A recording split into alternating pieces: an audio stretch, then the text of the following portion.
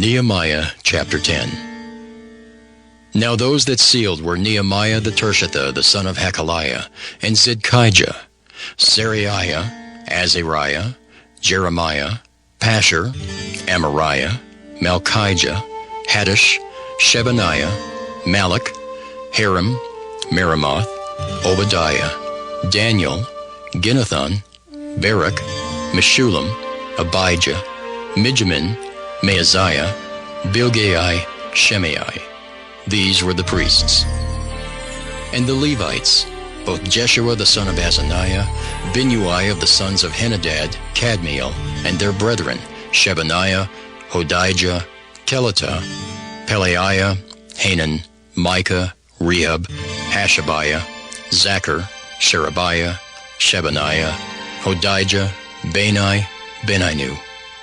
The chief of the people, Parosh, Pahath-Moab, Elam, Zathu, Bani, Bunai, Asgad, Bebai, Adonijah, Bigvai, Aden, Ater, Hizkijah, Azer, Hodijah, Hashem, Bezai, Hariph, Anathoth, Nebai, Magpiish, Meshullam, Hezer, Meshezabeel, Zadok, Jaddua, Pelatiah, Hanan, Ananiah, Hoshea, Hananiah, Hashab, Helohesh, Pilaha, Shobek, Ream, Hashabnah, Maaseiah, and Ahijah, Hanan, Anan, Malach, Harim, Baanah. And the rest of the people, the priests, the Levites, the porters, the singers, the Nethinims, and all that had separated themselves from the people of the lands unto the law of God, their wives, their sons, and their daughters, everyone having knowledge and having understanding. They clave to their brethren, their nobles, and entered into a curse and into an oath, to walk in God's law, which was given by Moses the servant of God, and to observe and do all the commandments of the Lord our Lord, and his judgments and his statutes. And that we would not give our daughters unto the people of the land, nor take their daughters for our sons. And if the people of the land bring ware or any victuals on the Sabbath day to sell, that we would not buy it of them on the Sabbath or on the holy day, and that we would leave the 7th year and the exaction of every debt. Also we made ordinances for us to charge ourselves yearly with the 3rd part of a shekel for the service of the house of our God. For the showbread, and for the continual meat offering, and for the continual burnt offering, of the Sabbaths, of the new moons, for the set feasts, and for the holy things, and for the sin offerings, to make an atonement for Israel, and for all the work of the house of our God. And we cast the lots among the priests, the Levites, and the people for the wood offering, to bring it into the house of our God, after the houses of our fathers, at times appointed year by year, to burn upon the altar of the Lord our God, as it is written in the law. And to bring the first fruits of our ground, and the first fruits of all fruit of all trees, year by year unto the house of the Lord. Also the firstborn of our sons and of our cattle, as it is written in the law, and the firstlings of our herds and of our flocks, to bring to the house of our God unto the priests that minister in the house of our God. And that we should bring the first fruits of our dough and our offerings, and the fruit of all manner of trees, of wine, and of oil, unto the priests, to the chambers of the house of our God, and the tithes of our ground unto the Levites, that the same Levites might have the tithes in all the cities of our tillage. And the priest, the son of Aaron, shall be with the Levites when the Levites take tithes. And the Levites shall bring up the tithe of the tithes unto the house of our God, to the chambers, into the treasure house. For the children of Israel and the children of Levi shall bring the offering of the corn, of the new wine, and the oil unto the chambers, where are the vessels of the sanctuary, and the priests that minister, and the porters and the singers. And we will not forsake the house of our God. Nehemiah chapter 11. And the rulers of the people dwelt at Jerusalem. The rest of the people also cast lots to bring 1 of 10 to dwell in Jerusalem, the holy city, and 9 parts to dwell in other cities. And the people blessed all the men that willingly offered themselves to dwell at Jerusalem. Now these are the chief of the province that dwelt in Jerusalem. But in the cities of Judah dwelt everyone in his possession in their cities, to wit, Israel, the priests and the Levites, and the Nethinims, and the children of Solomon's servants. And at Jerusalem dwelt certain of the children of Judah, and of the children of Benjamin. Of the children of Judah, Athaiah the son of Uzziah, the son of Zechariah, the son of Amariah, the son of Shephatiah, the son of Mahalaleel, of the children of Perez. And Maaseiah the son of Barak, the son of Colhozah, the son of Hosea, the son of Adaiah, the son of Joiarib, the son of Zechariah, the son of Shiloni. All the sons of Perez that dwelt at Jerusalem were 468 valiant men. And these are the sons of Benjamin: Sallu the son of Meshullam, the son of Joed, the son of Pedaiah, the son of Kolaiah, the son of Maaseiah, the son of Ithiel, the son of Jesaiah. And after him Gabai, Salai, 928. And Joel the son of Zichri was their overseer, and Judah the son of Senua was second over the city. Of the priests, Jedaiah the son of Joiarib, Jachin. Seraiah the son of Hilkiah, the son of Meshullam, the son of Zadok, the son of Merioth, the son of Ahitub, was the ruler of the house of God. And their brethren that did the work of the house were 822. And Adaiah the son of Jeroham, the son of Pelaliah, the son of Amzi, the son of Zechariah, the son of Pashur, the son of Malchiah, and his brethren, chief of the fathers, 242. And Amashai the son of Azariel, the son of Ahasai, the son of Meshillemoth, the son of Immer, and their brethren mighty men of valor, 128, and their overseer was Zabdiel, the son of one of the great men. Also of the Levites, Shemaiah the son of Hashab, the son of Azrikam, the son of Hashabiah, the son of Bunai, and Shabbathai and Jozabad, of the chief of the Levites, had the oversight of the outward business of the house of God. And Mattaniah the son of Micah, the son of Zabdi, the son of Asaph, was the principal to begin the thanksgiving and prayer. And Bakbukiah the second among his brethren, and Abda the son of Shemua, the son of Galal, the son of Jeduthun. All the Levites in the holy city were 284. Moreover, the porters, Akub, Talmon, and their brethren that kept the gates were 172. And the residue of Israel of the priests and the Levites were in all the cities of Judah, every one in his inheritance. But the Nethinims dwelt in Ophel, and Zihah and Gispa were over the Nethinims. The overseer also of the Levites at Jerusalem was Uzzi, the son of Bani, the son of Hashabiah, the son of Mattatiah, the son of Micah. Of the sons of Asaph, the singers were over the business of the house of God. For it was the king's commandment concerning them that a certain portion should be for the singers due for every day. And Pethahiah the son of Meshezabeel, of the children of Zerah the son of Judah, was at the king's hand in all matters concerning the people. And for the villages with their fields, some of the children of Judah dwelt at Kirjath Arba and in the villages thereof, and at Dibon and in the villages thereof, and at Jekabzeel and in the villages thereof, and at Jeshua and at Moladah and at Bethphelet, and at Hazar Shual and at Beersheba and in the villages thereof, and at Ziklag and at Mechanah and in the villages thereof, and at Adrimmon and at Zaria and at Jarmuth, Zanoah, Adullam and in their villages, at Lachish and the fields thereof, at Azekah and in the villages thereof. And they dwelt from Beersheba unto the valley of Hinnom. The children also of Benjamin from Geba dwelt at Michmash and Aijah and Bethel and in their villages, and at Anathoth, Nob, Ananiah, Hazor, Ramah, Gittaim, Hadid, Zeboim, Nebalat, Lod, and Ono, the valley of craftsmen. And of the Levites were divisions in Judah and in Benjamin. Nehemiah chapter 12.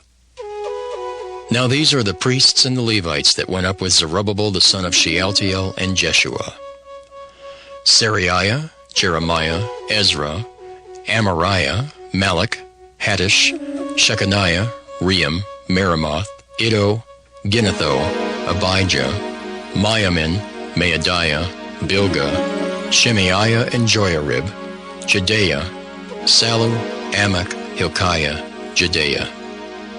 These were the chief of the priests and of their brethren in the days of Jeshua. Moreover, the Levites, Jeshua, Binnui, Kadmiel, Sherebiah, Judah, and Mattaniah, which was over the thanksgiving, he and his brethren. Also Bakbukiah and Unni, their brethren, were over against them in the watches. And Jeshua begat Joiakim. Joiakim also begat Eliashib. And Eliashib begat Joiada. And Joiada begat Jonathan. And Jonathan begat Jaddua. And in the days of Joiakim were priests, the chief of the fathers, of Sariah, Miriah, of Jeremiah, Hananiah, of Ezra, Meshullam, of Amariah, Jehohanan, of Melichu, Jonathan, of Shebaniah, Joseph, of Haram, Adnah, of Marioth, Helkai, of Iddo, Zechariah, of Ginnathan, Meshullam, of Abijah, Zichri, of Meniamin, Moadiah, Piltai, of Bilgah, Shemua, of Shemaiah, Jehonathan, and of Joiarib, Mattaniah, of Jedaiah, Uzzi, of Salai, Kalai, of Amok, Eber, of Hilkiah, Hashabiah, of Jedaiah, Nathaniel. The Levites in the days of Eliashib, Joiada, and Johanan, and Jaddua were recorded chief of the fathers. Also the priests to the reign of Darius the Persian. The sons of Levi, the chief of the fathers, were written in the book of the Chronicles, even unto the days of Johanan the son of Eliashib. And the chief of the Levites, Hashabiah, Sherebiah, and Jeshua the son of Kadmiel, with their brethren over against them, to praise and to give thanks according to the commandment of David the man of God, ward over against ward. Mattaniah and Bakbukiah, Obadiah, Meshullam, Talmon, Akab, were porters, keeping the ward at the thresholds of the gates. These were in the days of Joiakim, the son of Jeshua, the son of Jozadak, and in the days of Nehemiah the governor, and of Ezra the priest, the scribe. And at the dedication of the wall of Jerusalem, they sought the Levites out of all their places to bring them to Jerusalem, to keep the dedication with gladness, both with thanksgivings and with singing, with cymbals, psalteries, and with harps. And the sons of the singers gathered themselves together, both out of the plain country round about Jerusalem, and from the villages of Netophathi. Also from the house of Gilgal, and out of the fields of Geba and Asmaveth, for the singers had builded them villages round about Jerusalem. And the priests and the Levites purified themselves, and purified the people in the gates and the wall.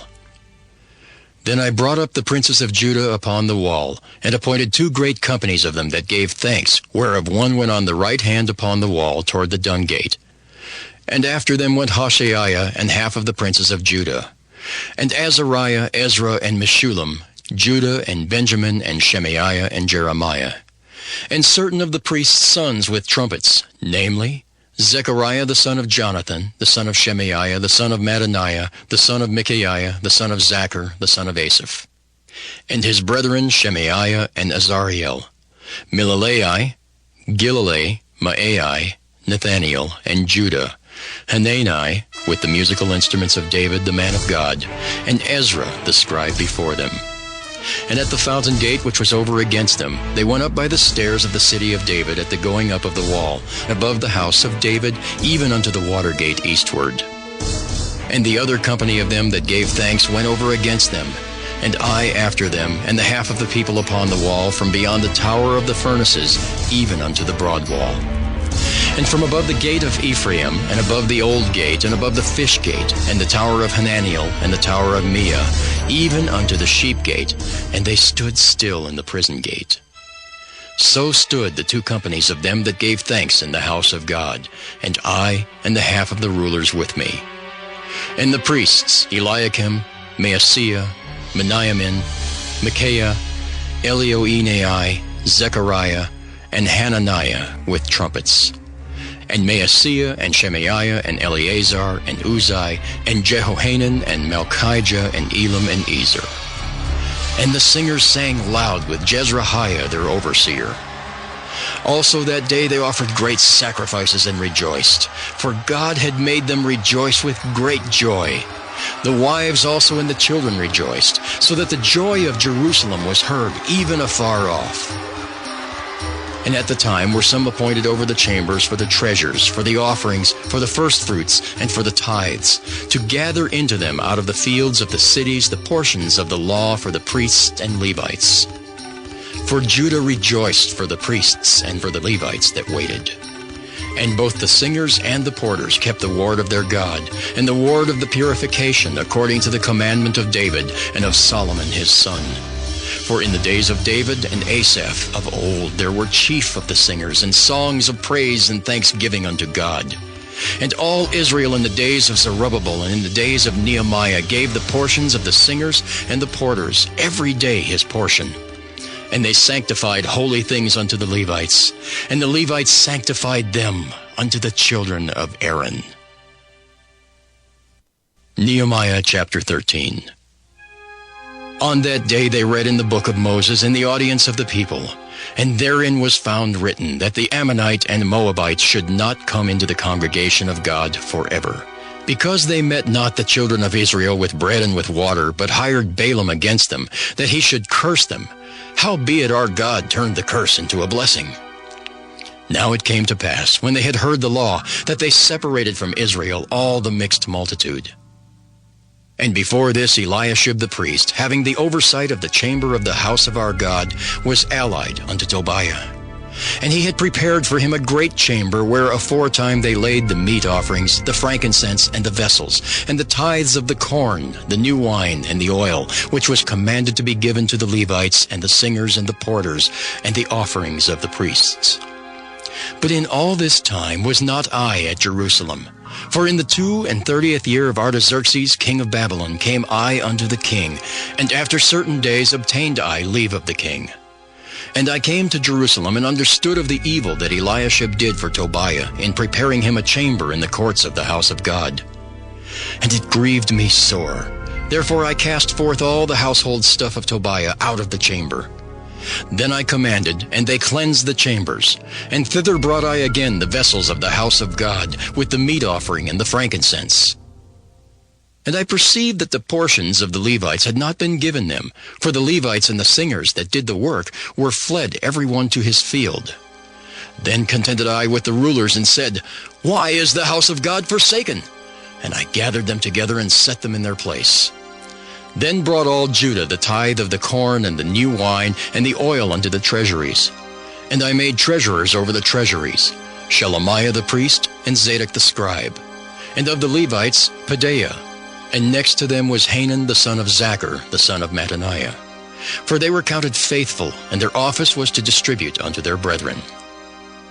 Remember me, O my God, concerning this, and wipe not out my good deeds that I have done for the house of my God, and for the offices thereof. In those days saw I in Judah some treading winepresses on the Sabbath, and bringing in sheaths and lading asses, as also wine, grapes, and figs, and all manner of burdens which they brought into Jerusalem on the Sabbath day. And I testified against them in the day wherein they sold victuals. There dwelt men of Tyre also therein, which brought fish and all manner of ware, and sold on the Sabbath unto the children of Judah and in Jerusalem. Then I contended with the nobles of Judah, and said unto them, What evil thing is this that ye do, and profane the Sabbath day? Did not your fathers thus? And did not our God bring all this evil upon us and upon this city? Yet ye bring more wrath upon Israel by profaning the Sabbath. And it came to pass that when the gates of Jerusalem began to be dark before the Sabbath, I commanded that the gates should be shut, and charged that they should not be opened till after the Sabbath.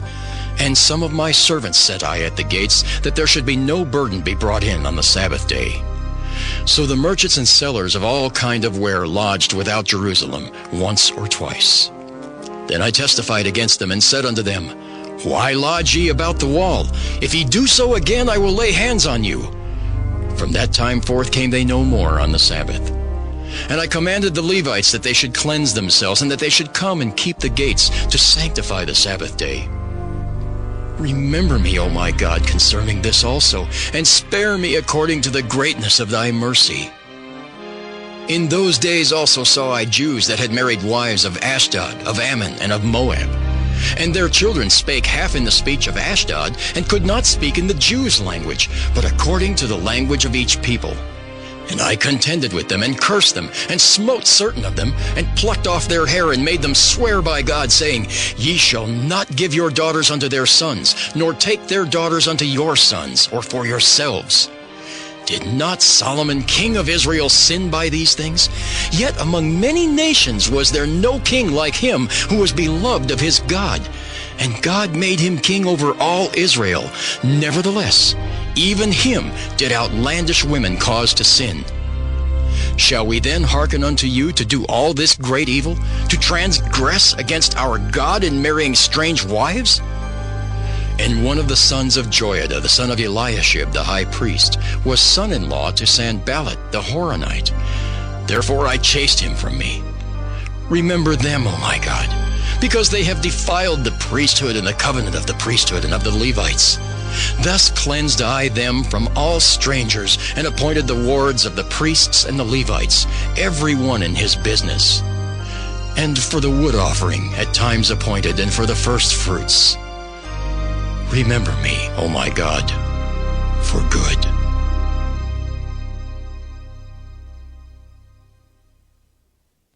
Esther. Esther chapter 1. Now it came to pass in the days of Ahasuerus, this is Ahasuerus, which reigned from India even unto Ethiopia, over 127 provinces, that in those days, when the king Ahasuerus sat on the throne of his kingdom, which was in Shushan the palace, in the 3rd year of his reign, he made a feast unto all his princes and his servants, the power of Persia and Media, the nobles and princes of the provinces being before him. When he showed the riches of his glorious kingdom and the honor of his excellent majesty many days, even 180 days. And when these days were expired, the king made a feast unto all the people that were present in Shushan the palace, both unto great and small, 7 days in the court of the garden of the king's palace, where were white, green, and blue hangings fastened with cords of fine linen and purple, to silver rings and pillars of marble. The beds were of gold and silver upon a pavement of red, and blue and white and black marble. And they gave them drink in vessels of gold, the vessels being diverse from one another, and royal wine in abundance, according to the state of the king. And the drinking was according to the law, none did compel, for so the king had appointed to all the officers of his house that they should do according to every man's pleasure. Also, Vashti the queen made a feast for the women in the royal house which belonged to King Ahasuerus. On the 7th day, when the heart of the king was merry with wine, he commanded Mehuman, Biztha, Harbona, Bigtha, and Abagtha, Zethar, and Carcas, the 7 chamberlains that served in the presence of Ahasuerus the king, to bring Vashti the queen before the king with the crown royal, to show the people and the princes her beauty, for she was fair to look on. But the queen Vashti refused to come at the king's commandment by his chamberlains. Therefore was the king very wroth, and his anger burned in him.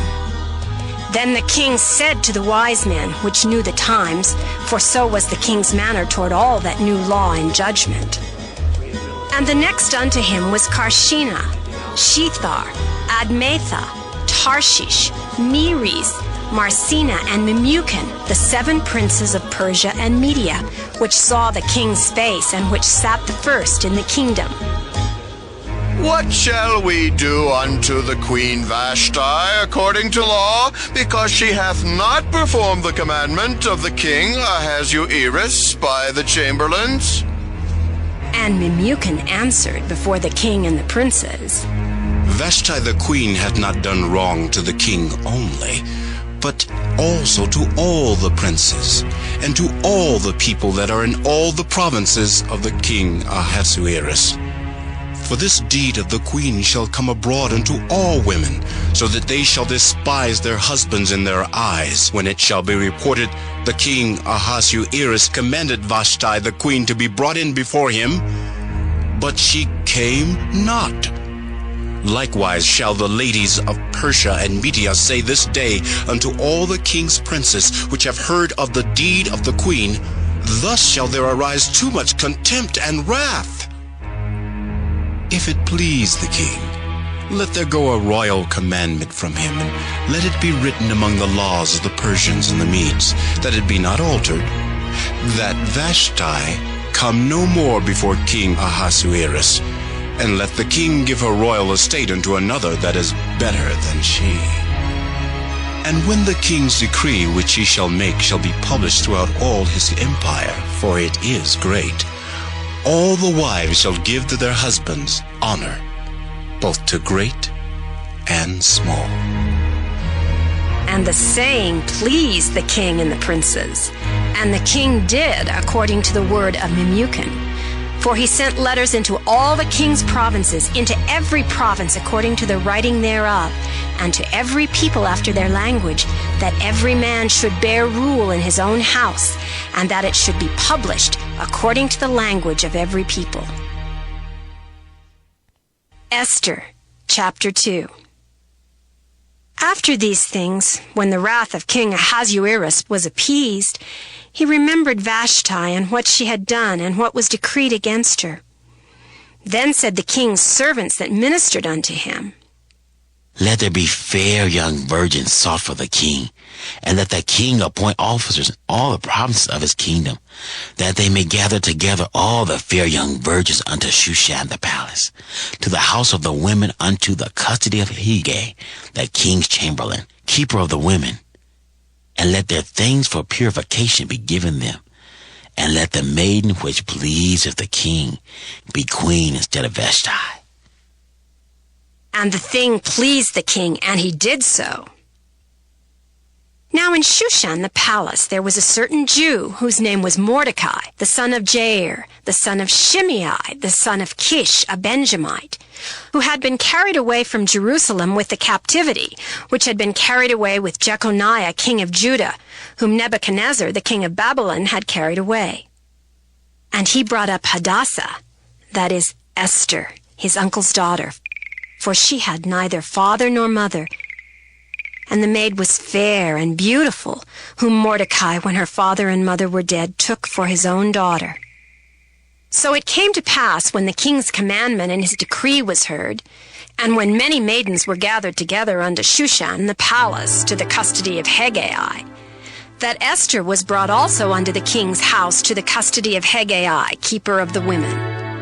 And the maiden pleased him, and she obtained kindness of him, and he speedily gave her her things for purification, with such things as belonged to her, and 7 maidens which were meet to be given her out of the king's house. And he preferred her and her maids unto the best place of the house of the women. Esther had not showed her people nor her kindred, for Mordecai had charged her that she should not show it. And Mordecai walked every day before the court of the women's house to know how Esther did and what should become of her. Now when every maid's turn was come to go into King Ahasuerus, after that she had been 12 months according to the manner of the women, for so were the days of their purifications accomplished, to wit, 6 months with oil of myrrh, and 6 months with sweet odors, and with other things for the purifying of the women. Then thus came every maiden unto the king.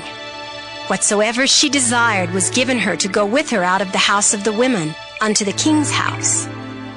In the evening she went, and on the morrow she returned into the second house of the women, to the custody of Shaashgaz, the king's chamberlain, which kept the concubines.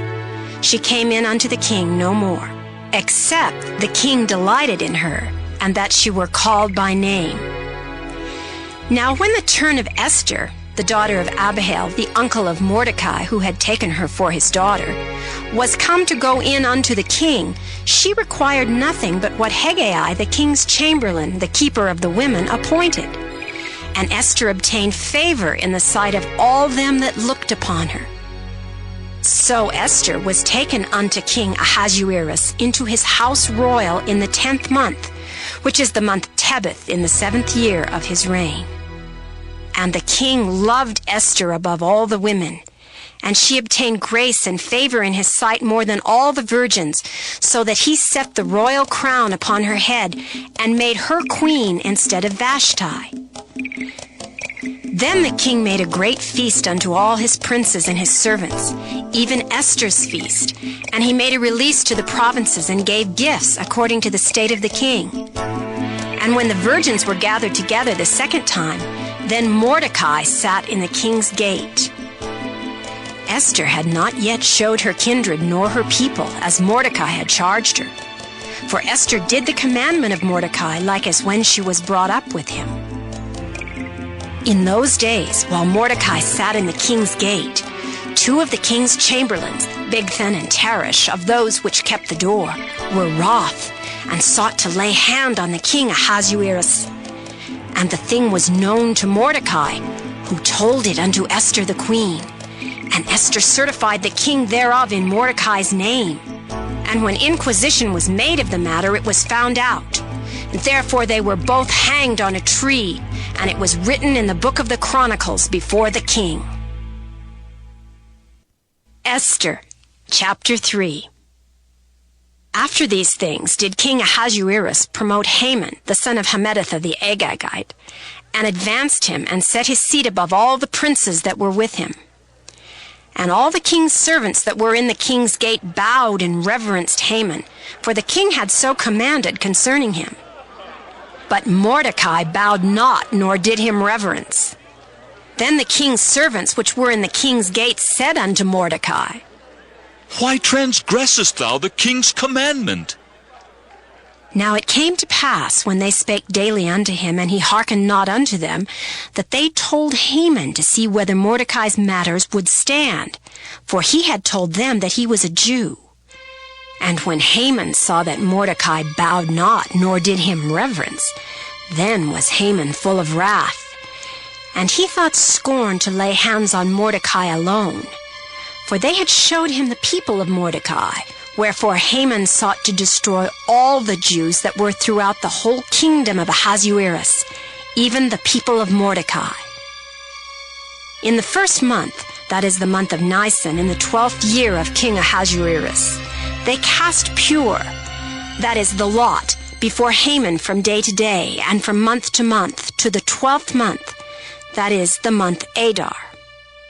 And Haman said unto King Ahasuerus, There is a certain people scattered abroad and dispersed among the people in all the provinces of thy kingdom, and their laws are diverse from all people, neither keep they the king's laws. Therefore it is not for the king's profit to suffer them. If it please the king, let it be written that they may be destroyed, and I will pay 10,000 talents of silver to the hands of those that have the charge of the business to bring it unto the king's treasuries. And the king took his ring from his hand and gave it unto Haman, the son of Hammedatha the Agagite, the Jews' enemy. And the king said unto Haman, The silver is given to thee, the people also, to do with them as it seemeth good to thee.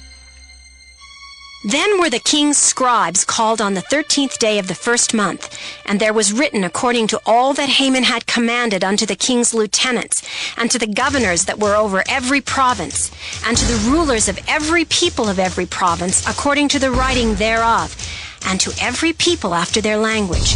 In the name of King Ahasuerus was it written, and sealed with the king's ring. And the letters were sent by posts into all the king's provinces to destroy, to kill, and to cause to perish all Jews, both young and old, little children and women, in one day, even upon the 13th day of the 12th month, which is the month Adar, and to take the spoil of them for a prey. The copy of the writing for a commandment to be given in every province was published unto all people, that they should be ready against that day. The posts went out, being hastened by the king's commandment, and the decree was given in Shushan the palace. And the king and Haman sat down to drink, but the city Shushan was perplexed. Esther, chapter 4. When Mordecai perceived all that was done, Mordecai rent his clothes and put on sackcloth with ashes, and went out into the midst of the city and cried with a loud and bitter cry, and came even before the king's gate, for none might enter into the king's gate clothed with sackcloth. And in every province whithersoever the king's commandment and his decree came, there was great mourning among the Jews, and fasting and weeping and wailing, and many lay in sackcloth and ashes. So Esther's maids and her chamberlains came and told it her. Then was the queen exceedingly grieved, and she sent raiment to clothe Mordecai and to take away his sackcloth from him, but he received it not. Then called Esther for Hatach, one of the king's chamberlains, whom he had appointed to attend upon her, and gave him a commandment to Mordecai to know what it was and why it was. So Hatach went forth to Mordecai unto the street of the city, which was before the king's gate. And Mordecai told him of all that had happened unto him, and of the sum of the money that Haman had promised to pay to the king's treasuries for the Jews, to destroy them. Also he gave him the copy of the writing of the decree that was given at Shushan to destroy them, to show it unto Esther, and to declare it unto her, and to charge her she should go in unto the king to make supplication unto him, and to make request before him for her people. And Hatach came and told Esther the words of Mordecai. Again Esther spake unto Hatach, and gave him commandment unto Mordecai.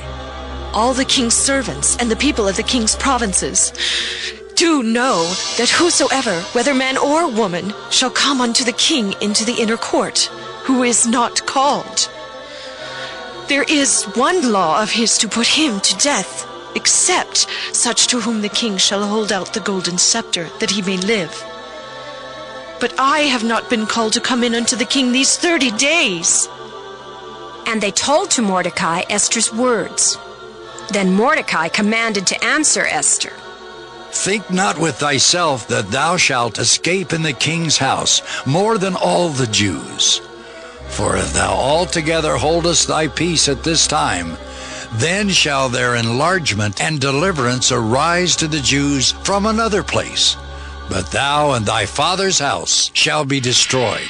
And who knoweth whether thou art come to the kingdom for such a time as this? Then Esther bade them return Mordecai this answer. Go, gather together all the Jews that are present in Shushan, and fast ye for me, and neither eat nor drink 3 days, night or day. I also and my maidens will fast likewise, and so will I go in unto the king, which is not according to the law. And if I perish, I perish. So Mordecai went his way and did according to all that Esther had commanded him. Esther, chapter 5. Now it came to pass on the 3rd day that Esther put on her royal apparel and stood in the inner court of the king's house over against the king's house. And the king sat upon his royal throne in the royal house over against the gate of the house.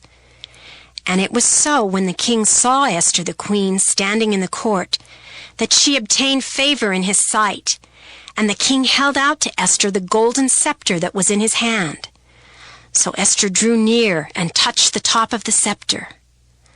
Then said the king unto her, What wilt thou, Queen Esther, and what is thy request? It shall be even given thee to the half of the kingdom. And Esther answered, If it seem good unto the king, let the king and Haman come this day unto the banquet that I have prepared for him. Then the king said, Cause Haman to make haste, that he may do as Esther hath said. So the king and Haman came to the banquet that Esther had prepared. And the king said unto Esther at the banquet of wine, What is thy petition? And it shall be granted thee. And what is thy request? Even to the half of the kingdom it shall be performed. Then answered Esther and said, My petition and my request is, if I have found favor in the sight of the king, and if it please the king to grant my petition and to perform my request, let the king and Haman come to the banquet that I shall prepare for them, and I will do tomorrow as the king hath said. Then went Haman forth that day joyful and with a glad heart. But when Haman saw Mordecai in the king's gate, that he stood not up nor moved for him, he was full of indignation against Mordecai. Nevertheless, Haman refrained himself. And when he came home, he sent and called for his friends and Zeresh his wife. And Haman told them of the glory of his riches and the multitude of his children and all the things wherein the king had promoted him, and how he had advanced him above the princes and servants of the king. Haman said, moreover, Yea, Esther the queen did let no man come in with the king unto the banquet that she had prepared, but myself. And tomorrow am I invited unto her also with the king. Yet all this availeth me nothing, so long as I see Mordecai the Jew sitting at the king's gate. Then said Zeresh his wife and all his friends unto him, Let a gallows be made of 50 cubits high, and tomorrow speak thou unto the king, that Mordecai may be hanged thereon. Then go thou in merrily with the king unto the banquet. And the thing pleased Haman, and he caused the gallows to be made. Esther, chapter 6. On that night could not the king sleep, and he commanded to bring the book of records of the Chronicles, and they were read before the king. And it was found written that Mordecai had told of Bigthana and Teresh, two of the king's chamberlains, the keepers of the door, who sought to lay hand on the king Ahasuerus. And the king said, What honor and dignity hath been done to Mordecai for this? Then said the king's servants that ministered unto him, There is nothing done for him. And the king said, Who is in the court? Now Haman was come into the outward court of the king's house to speak unto the king to hang Mordecai on the gallows that he had prepared for him. And the king's servant said unto him, Behold, Haman standeth in the court. And the king said, Let him come in. So Haman came in, and the king said unto him, What shall be done unto the man whom the king delighteth to honor? Now Haman thought in his heart, To whom would the king delight to do honor more than to myself? And Haman answered the king, For the man whom the king delighteth to honor, let the royal apparel be brought which the king useth to wear, and the horse that the king rideth upon, and the crown royal which is set upon his head. And let this apparel and horse be delivered to the hand of one of the king's most noble princes, that they may array the man withal, whom the king delighteth to honor, and bring him on horseback through the street of the city, and proclaim before him, Thus shall it be done to the man whom the king delighteth to honor. Then the king said to Haman, Make haste, and take the apparel and the horse as thou hast said, and do even so to Mordecai the Jew that sitteth at the king's gate. Let nothing fail of all that thou hast spoken. Then took Haman the apparel and the horse, and arrayed Mordecai, and brought him on horseback through the street of the city, and proclaimed before him, Thus shall it be done unto the man whom the king delighteth to honor. And Mordecai came again to the king's gate. But Haman hasted to his house mourning and having his head covered.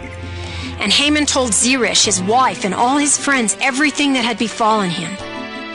Then said his wise men and Zeresh his wife unto him, If Mordecai be of the seed of the Jews, before whom thou hast begun to fall, thou shalt not prevail against him, but shalt surely fall before him.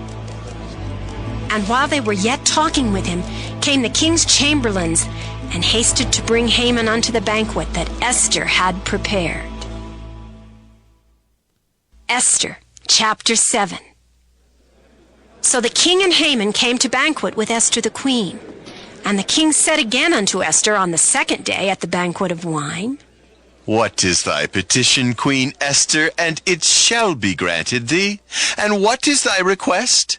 And it shall be performed even to the half of the kingdom.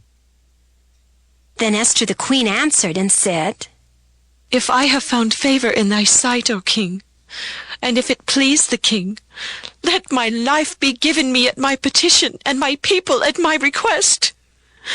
For we are sold, I and my people, to be destroyed, to be slain, and to perish.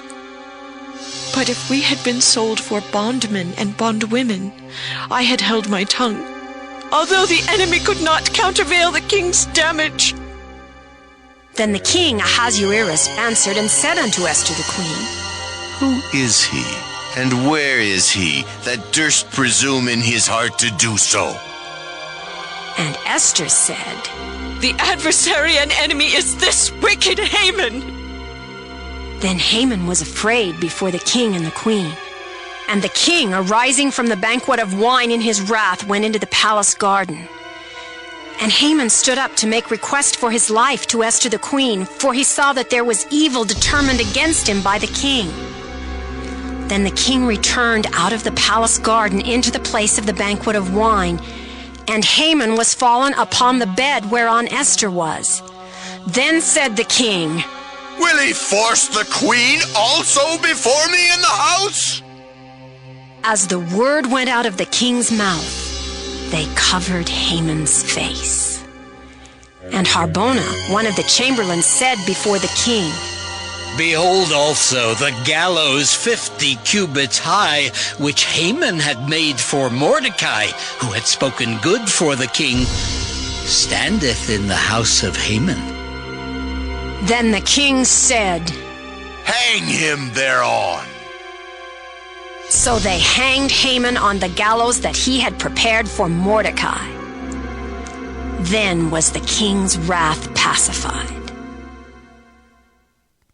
Esther, chapter 8.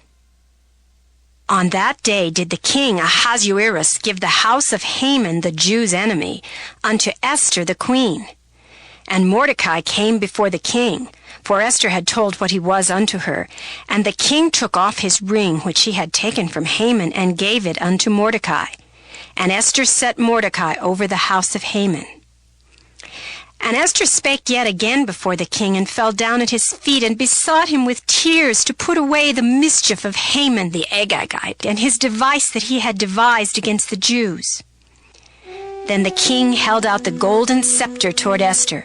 So Esther arose and stood before the king, and said, If it please the king, and if I have found favor in his sight, and the things seem right before the king, and I be pleasing in his eyes, let it be written to reverse the letters devised by Haman the son of Ammedatha, the Agagite, which he wrote to destroy the Jews, which are in all the king's provinces. For how can I endure to see the evil that shall come unto my people? Or how can I endure to see the destruction of my kindred? Then the king Ahasuerus said unto Esther the queen, and to Mordecai the Jew, Behold, I have given Esther the house of Haman, and him they have hanged upon the gallows, because he laid his hand upon the Jews. Write ye also for the Jews, as it liketh you, in the king's name, and seal it with the king's ring. For the writing which is written in the king's name, and sealed with the king's ring, may no man reverse. Then were the king's scribes called, at that time in the 3rd month, that is the month Sivan, on the 23 day thereof. And it was written according to all that Mordecai commanded unto the Jews, and to the lieutenants and the deputies, and rulers of the provinces which are from India unto Ethiopia, and 127 provinces, unto every province according to the writing thereof, and unto every people after their language, and to the Jews according to their writing, and according to their language. And he wrote in the king Ahasuerus' name, and sealed it with the king's ring, and sent letters by posts on horseback, and riders on mules, camels, and young dromedaries, wherein the king granted the Jews which were in every city to gather themselves together, and to stand for their life, to destroy, to slay, and to cause to perish all the power of the people and province that would assault them, both little ones and women, and to take the spoil of them for a prey upon one day in all the provinces of King Ahasuerus, namely upon the 13th day of the 12th month, which is the month Adar. The copy of the writing for a commandment to be given in every province was published unto all people, and that the Jews should be ready against that day to avenge themselves on their enemies. So the posts that rode upon mules and camels went out, being hastened and pressed on by the king's commandment. And the decree was given at Shushan, the palace. And Mordecai went out from the presence of the king in royal apparel of blue and white, and with a great crown of gold, and with a garment of fine linen and purple. And the city of Shushan rejoiced and was glad. The Jews had light and gladness and joy and honor. And in every province and in every city whithersoever the king's commandment and his decree came, the Jews had joy and gladness, a feast and a good day. And many of the people of the land became Jews, for the fear of the Jews fell upon them. Esther, chapter 9. Now in the 12th month, that is the month Adar, on the 13th day of the same, when the king's commandment and his decree drew near to be put in execution, in the day that the enemies of the Jews hoped to have power over them, though it was turned to the contrary, that the Jews had rule over them that hated them. The Jews gathered themselves together in their cities throughout all the provinces of the king Ahasuerus, to lay hand on such as sought their hurt. And no man could withstand them, for the fear of them fell upon all people. And all the rulers of the provinces, and the lieutenants, and the deputies, and officers of the king helped the Jews, because the fear of Mordecai fell upon them. For Mordecai was great in the king's house, and his fame went out throughout all the provinces, for this man Mordecai waxed greater and greater. Thus the Jews smote all their enemies with the stroke of the sword, and slaughter and destruction, and did what they would unto those that hated them. And in Shushan the palace the Jews slew and destroyed 500 men. And Parshandatha, and Dalphon, and Aspatha, and Poratha, and Adaliah, and Aridatha, and Parmashta, and Arizai, and Aridai, and Vajezatha, the 10 sons of Haman, the son of Hammedatha, the enemy of the Jews, slew they. But on the spoil laid they not their hand.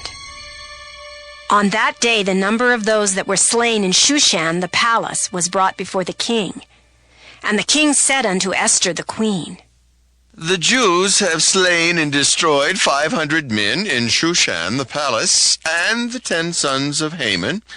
What have they done in the rest of the king's provinces? Now, what is thy petition, and it shall be granted thee? Or, what is thy request further, and it shall be done? Then said Esther, If it please the king, let it be granted to the Jews which are in Shushan to do tomorrow also according unto this day's decree. And let Haman's 10 sons be hanged upon the gallows. And the king commanded it so to be done. And the decree was given at Shushan, and they hanged Haman's 10 sons. For the Jews that were in Shushan gathered themselves together on the 14th day also of the month Adar, and slew 300 men at Shushan. But on the prey they laid not their hand.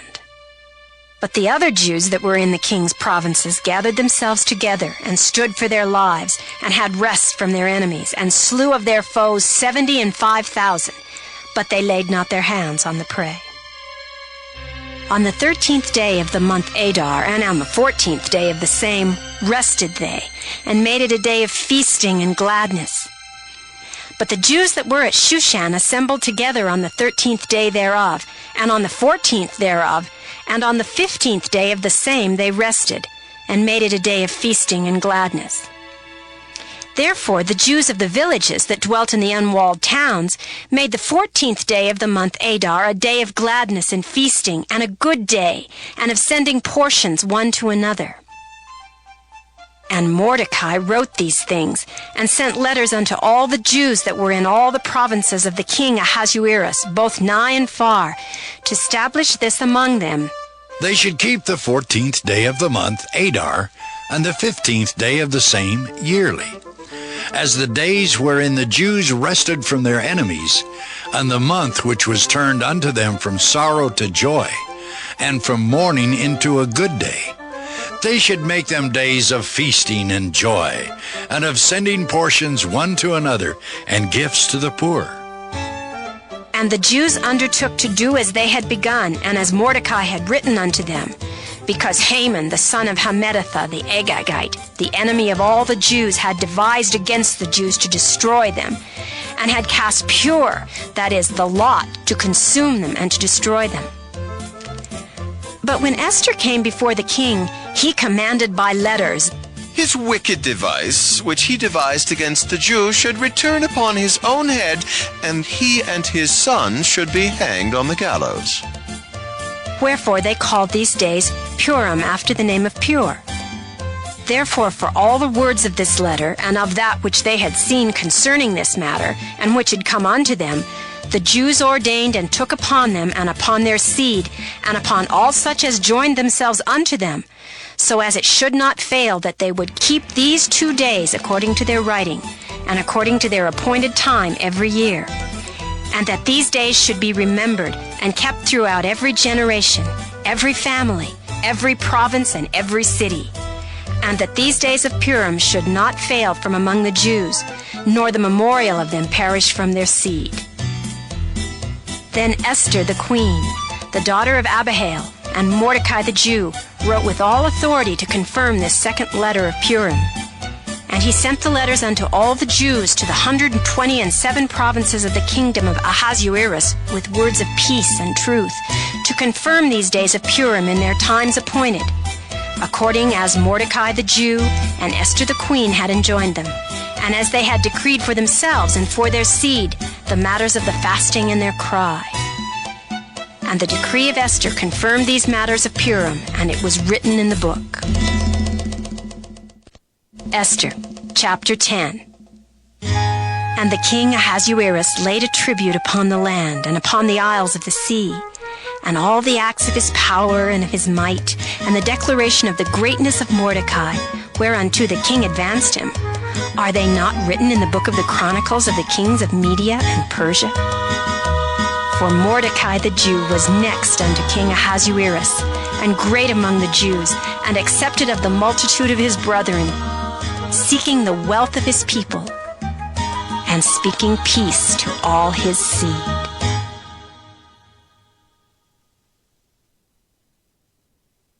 Job. Job chapter 1. There was a man in the land of Uz, whose name was Job, and that man was perfect and upright, and one that feared God, and eschewed evil. And there were born unto him 7 sons and 3 daughters. His substance also was 7,000 sheep, and 3,000 camels, and 500 yoke of oxen, and 500 she-asses, and a very great household, so that this man was the greatest of all the men of the East. And his sons went and feasted in their houses, every one his day, and sent and called for their 3 sisters to eat and to drink with them.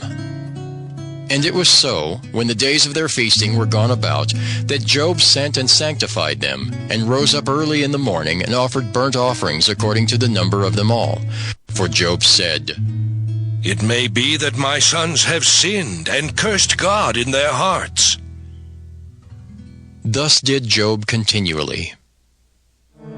Now there was a day when the sons of God came to present themselves before the Lord. And Satan came also among them. And the Lord said unto Satan, Whence comest thou? Then Satan answered the Lord and said, From going to and fro in the earth, and from walking up and down in it. And the Lord said unto Satan, Hast thou considered my servant Job, that there is none like him in the earth, a perfect and an upright man, one that feareth God and escheweth evil? Then Satan answered the Lord and said, Doth Job fear God for naught? Hast not thou made an hedge about him, and about his house, and about all that he hath on every side? Thou hast blessed the work of his hands, and his substance is increased in the land. But put forth thine hand now, and touch all that he hath, and he will curse thee to thy face. And the Lord said unto Satan, Behold, all that he hath is in thy power, only upon himself put not forth thine hand. So Satan went forth from the presence of the Lord. And there was a day when his sons and daughters were eating and drinking wine in their eldest brother's house. And there came a messenger unto Job, and said, The oxen were plowing, and the asses feeding beside them, and the Sabaeans fell upon them, and took them away. Yea, they have slain the servants with the edge of the sword, and I only am escaped alone to tell thee. While he was yet speaking, there came also another, and said, The fire of God is fallen from heaven, and hath burned up the sheep and the servants, and consumed them. And I only am escaped alone to tell thee.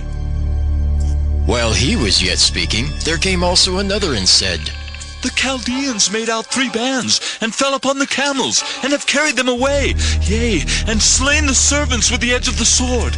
And I only am escaped alone to tell thee. While he was yet speaking, there came also another, and said, Thy sons and thy daughters were eating and drinking wine in their eldest brother's house. And behold, there came a great wind from the wilderness, and smote the 4 corners of the house, and it fell upon the young men, and they are dead. And I only am escaped alone to tell thee. Then Job arose and rent his mantle, and shaved his head, and fell down upon the ground, and worshipped, and said, Naked came I out of my mother's womb, and naked shall I return thither. The Lord gave, and the Lord hath taken away. Blessed be the name of the Lord. In all this Job sinned not, nor charged God foolishly. Job chapter 2. Again there was a day when the sons of God came to present themselves before the Lord. And Satan came also among them to present himself before the Lord. And the Lord said unto Satan, From whence comest thou? And Satan answered the Lord, and said, From going to and fro in the earth, and from walking up and down in it. And the Lord said unto Satan, Hast thou considered my servant Job, that there is none like him in the earth? A perfect and an upright man, one that feareth God and escheweth evil? And still he holdeth fast his integrity, although thou movest me against him, to destroy him without cause. And Satan answered the Lord, and said, Skin for skin, yea, all that a man hath will he give for his life.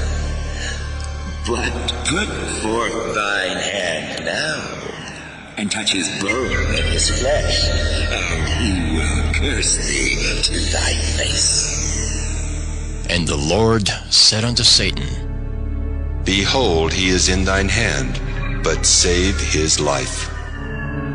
So went Satan forth from the presence of the Lord, and smote Job with sore boils from the sole of his foot unto his crown. And he took him a potsherd to scrape himself withal, and he sat down among the ashes. Then said his wife unto him, Dost thou still retain thine integrity? Curse God and die. But he said unto her, Thou speakest as one of the foolish women speaketh. What? Shall we receive good at the hand of God, and shall we not receive evil? In all this did not Job sin with his lips. Now, when Job's 3 friends heard of all this evil that was come upon him, they came every one from his own place, Eliphaz the Temanite, and Bildad the Shuhite, and Zophar the Naamathite. For they had made an appointment together to come to mourn with him, and to comfort him. And when they lifted up their eyes afar off, and knew him not, they lifted up their voice, and wept. And they rent every one his mantle, and sprinkled dust upon their heads toward heaven. So they sat down with him upon the ground 7 days and 7 nights, and none spake a word unto him. for they saw that his grief was very great. Job chapter 3. After this opened Job his mouth and cursed his day. And Job spake and said, Let the day perish wherein I was born, and the night in which it was said, There is a man-child conceived. Let that day be darkness. Let not God regard it from above, neither let the light shine upon it. Let darkness and the shadow of death stain it. Let a cloud dwell upon it. Let the blackness of the day terrify it. As for that night, let darkness seize upon it. Let it not be joined unto the days of the year. Let it not come into the number of the months. Lo, let that night be solitary. Let no joyful voice come therein. Let them curse it that curse the day, who are ready to raise up their mourning. Let the stars of the twilight thereof be dark. Let it look for light, but have none, neither let it see the dawning of the day.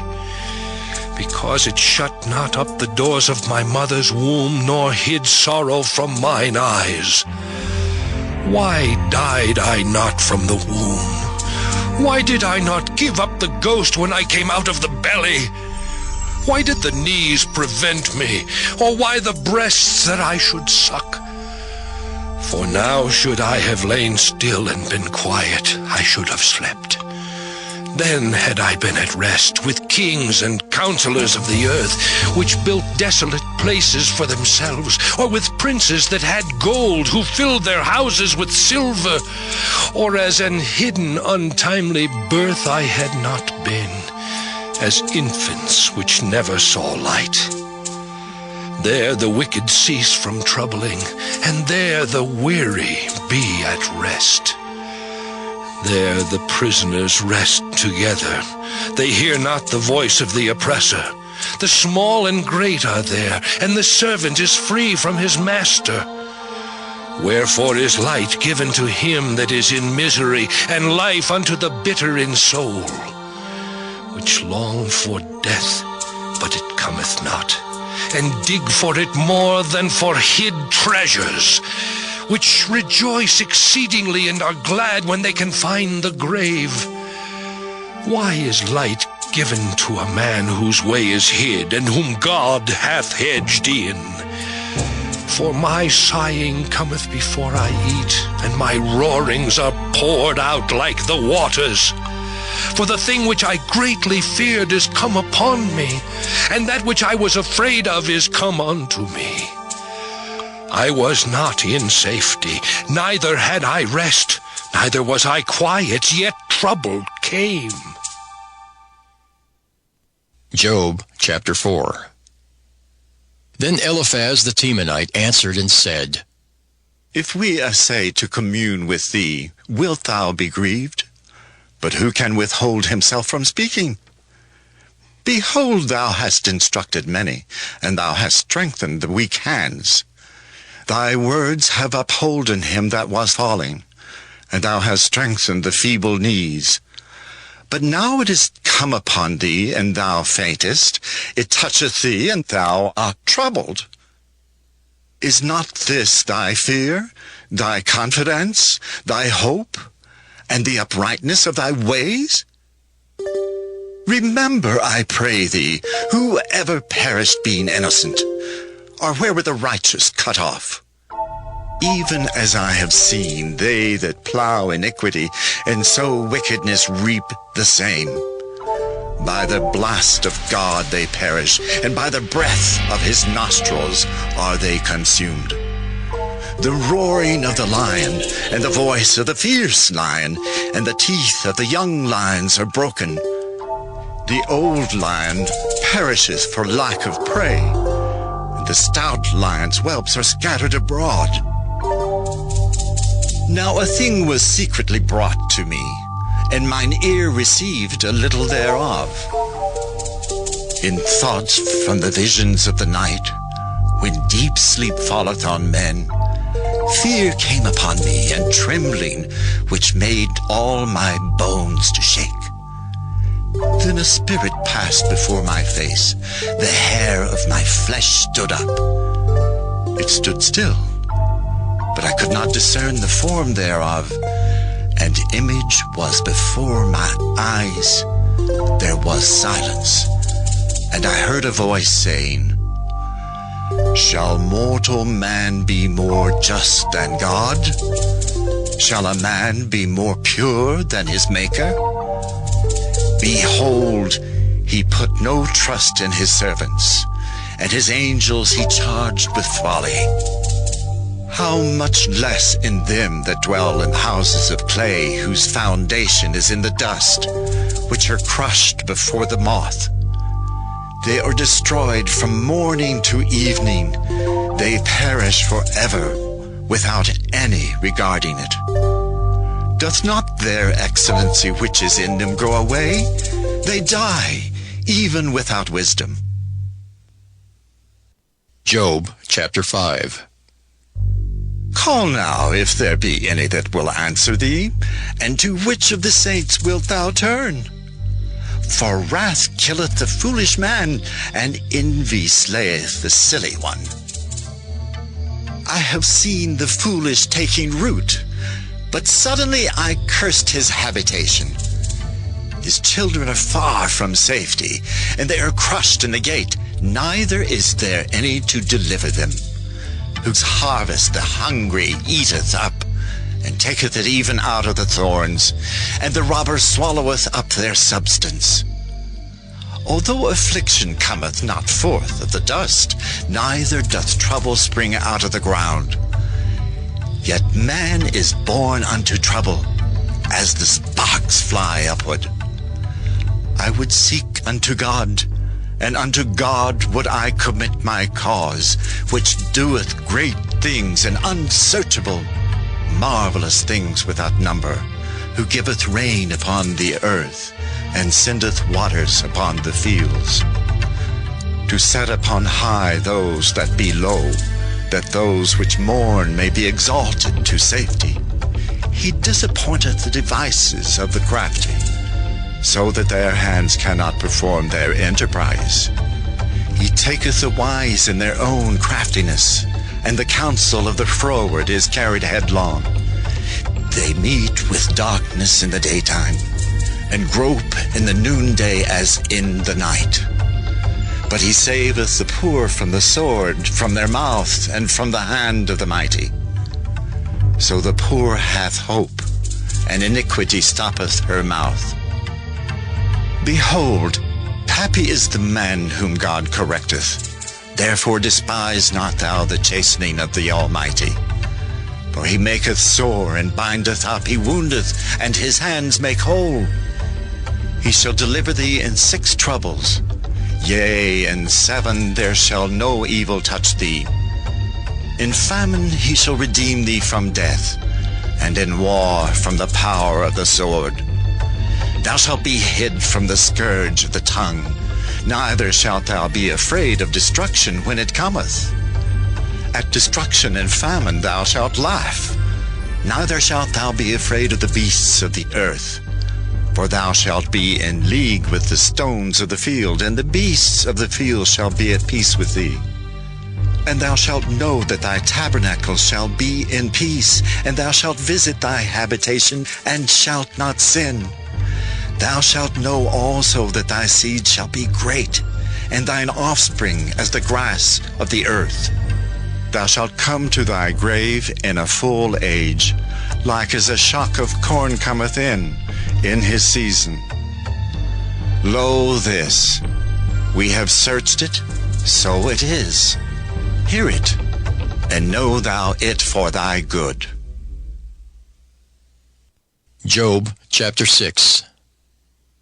But Job answered and said, Oh, that my grief were thoroughly weighed, and my calamity laid in the balances together, for now it would be heavier than the sand of the sea. Therefore my words are swallowed up. For the arrows of the Almighty are within me, the poison whereof drinketh up my spirit. spirit, the terrors of God do set themselves in array against me. Doth the wild ass bray when he hath grass? Or loweth the ox over his fodder? Can that which is unsavory be eaten without salt? Or is there any taste in the white of an egg? The things that my soul refused to touch are as my sorrowful meat. Oh, that I might have my request, and that God would grant me the thing that I long for. Even that it would please God to destroy me, that he would let loose his hand and cut me off. Then should I yet have comfort. Yea, I would harden myself in sorrow. Let him not spare, for I have not concealed the words of the Holy One. What is my strength, that I should hope? And what is mine end, that I should prolong my life? Is my strength the strength of stones, or is my flesh of brass? Is not my help in me, and is wisdom driven quite from me? To him that is afflicted, pity should be showed from his friend, but he forsaketh the fear of the Almighty. My brethren have dealt deceitfully as a brook, and as the stream of brooks they pass away, which are blackish by reason of the ice, and wherein the snow is hid. What time they wax warm, they vanish. When it is hot, they are consumed out of their place. The paths of their way are turned aside. They go to nothing and perish. The troops of Tema looked, the companies of Sheba waited for them. They were confounded because they had hoped. They came thither and were ashamed. For now ye are nothing. Ye see my casting down and are afraid. Did I say, bring unto me, or give a reward for me of your substance, or deliver me from the enemy's hand, or redeem me from the hand of the mighty? Teach me, and I will hold my tongue, and cause me to understand wherein I have erred. How forcible are right words! But what doth your arguing reprove? Do ye imagine to reprove words, and the speeches of one that is desperate, which are as wind? Yea, ye overwhelm the fatherless, and ye dig a pit for your friend. Now therefore be content, look upon me, for it is evident unto you if I lie. Return, I pray you, let it not be iniquity. Yea, return again, my righteousness is in it. Is there iniquity in my tongue? Cannot my taste discern perverse things? Job, chapter 7. Is there not an appointed time to man upon earth? Are not his days also like the days of an hireling? As a servant earnestly desireth the shadow, and as an hireling looketh for the reward of his work, so am I made to possess months of vanity, and wearisome nights are appointed to me.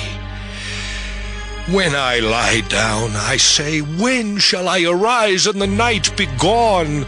And I am full of tossings to and fro unto the dawning of the day. My flesh is clothed with worms and clods of dust. My skin is broken and become loathsome. My days are swifter than a weaver's shuttle and are spent without hope. Oh, remember that my life is wind. Mine eye shall no more see good. The eye of him that hath seen me shall see me no more. Thine eyes are upon me, and I am not. As the cloud is consumed and vanisheth away, so he that goeth down to the grave shall come up no more. He shall return no more to his house, neither shall his place know him any more. Therefore I will not refrain my mouth. I will speak in the anguish of my spirit. I will complain in the bitterness of my soul. Am I a sea or a whale that thou settest a watch over me? When I say, my bed shall comfort me, my couch shall ease my complaint, Then thou scarest me with dreams, and terrifiest me through visions, so that my soul chooseth strangling and death rather than my life. I loathe it. I would not live alway. Let me alone, for my days are vanity. What is man that thou shouldest magnify him, and that thou shouldest set thine heart upon him, and that thou shouldest visit him every morning and try him every moment?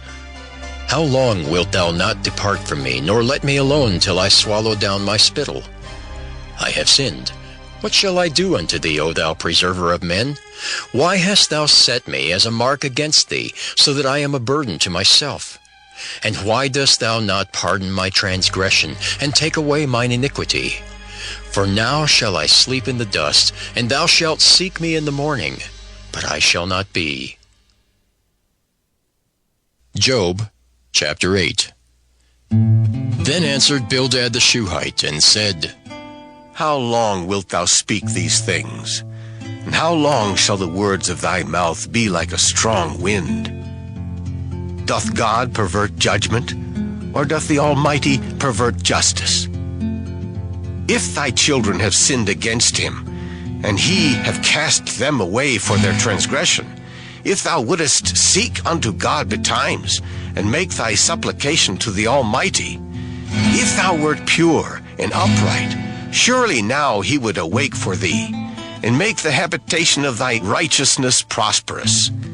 Though thy beginning was small, yet thy latter end should greatly increase. For inquire, I pray thee, of the former age, and prepare thyself to the search of their fathers. For we are but of yesterday, and know nothing, because our days upon earth are a shadow. Shall not they teach thee, and tell thee, and utter words out of their heart?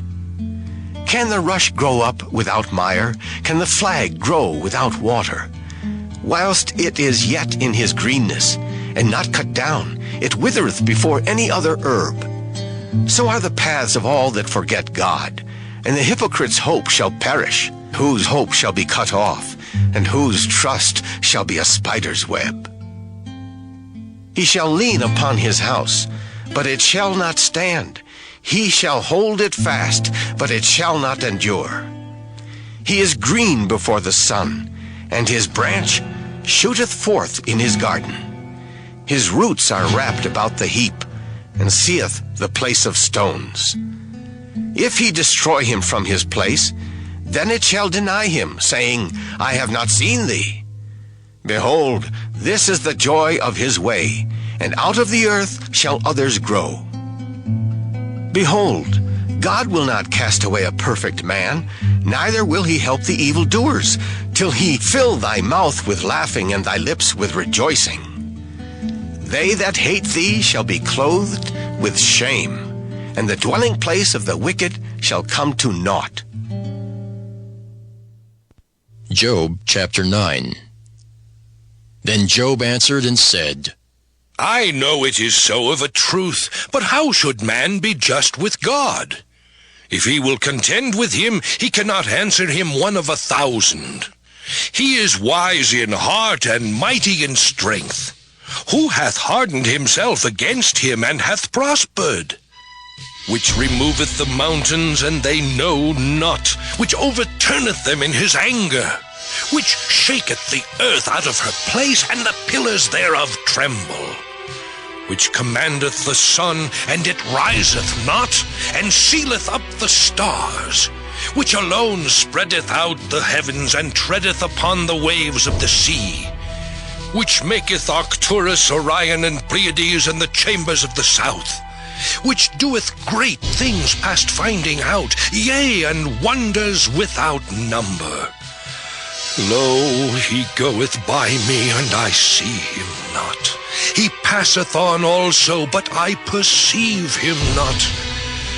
Behold, he taketh away. Who can hinder him? Who will say unto him, What doest thou? If God will not withdraw his anger, the proud helpers do stoop under him. how much less shall I answer him and choose out my words to reason with him? Whom, though I were righteous, yet would I not answer, but I would make supplication to my judge. If I had called and he had answered me, yet would I not believe that he had hearkened unto my voice. For he breaketh me with a tempest, and multiplieth my wounds without cause. He will not suffer me to take my breath, but filleth me with bitterness. If I speak of strength, lo, he is strong, and if of judgment, who shall set me a time to plead? If I justify myself, mine own mouth shall condemn me. If I say I am perfect, it shall also prove me perverse. Though I were perfect, yet would I not know my soul.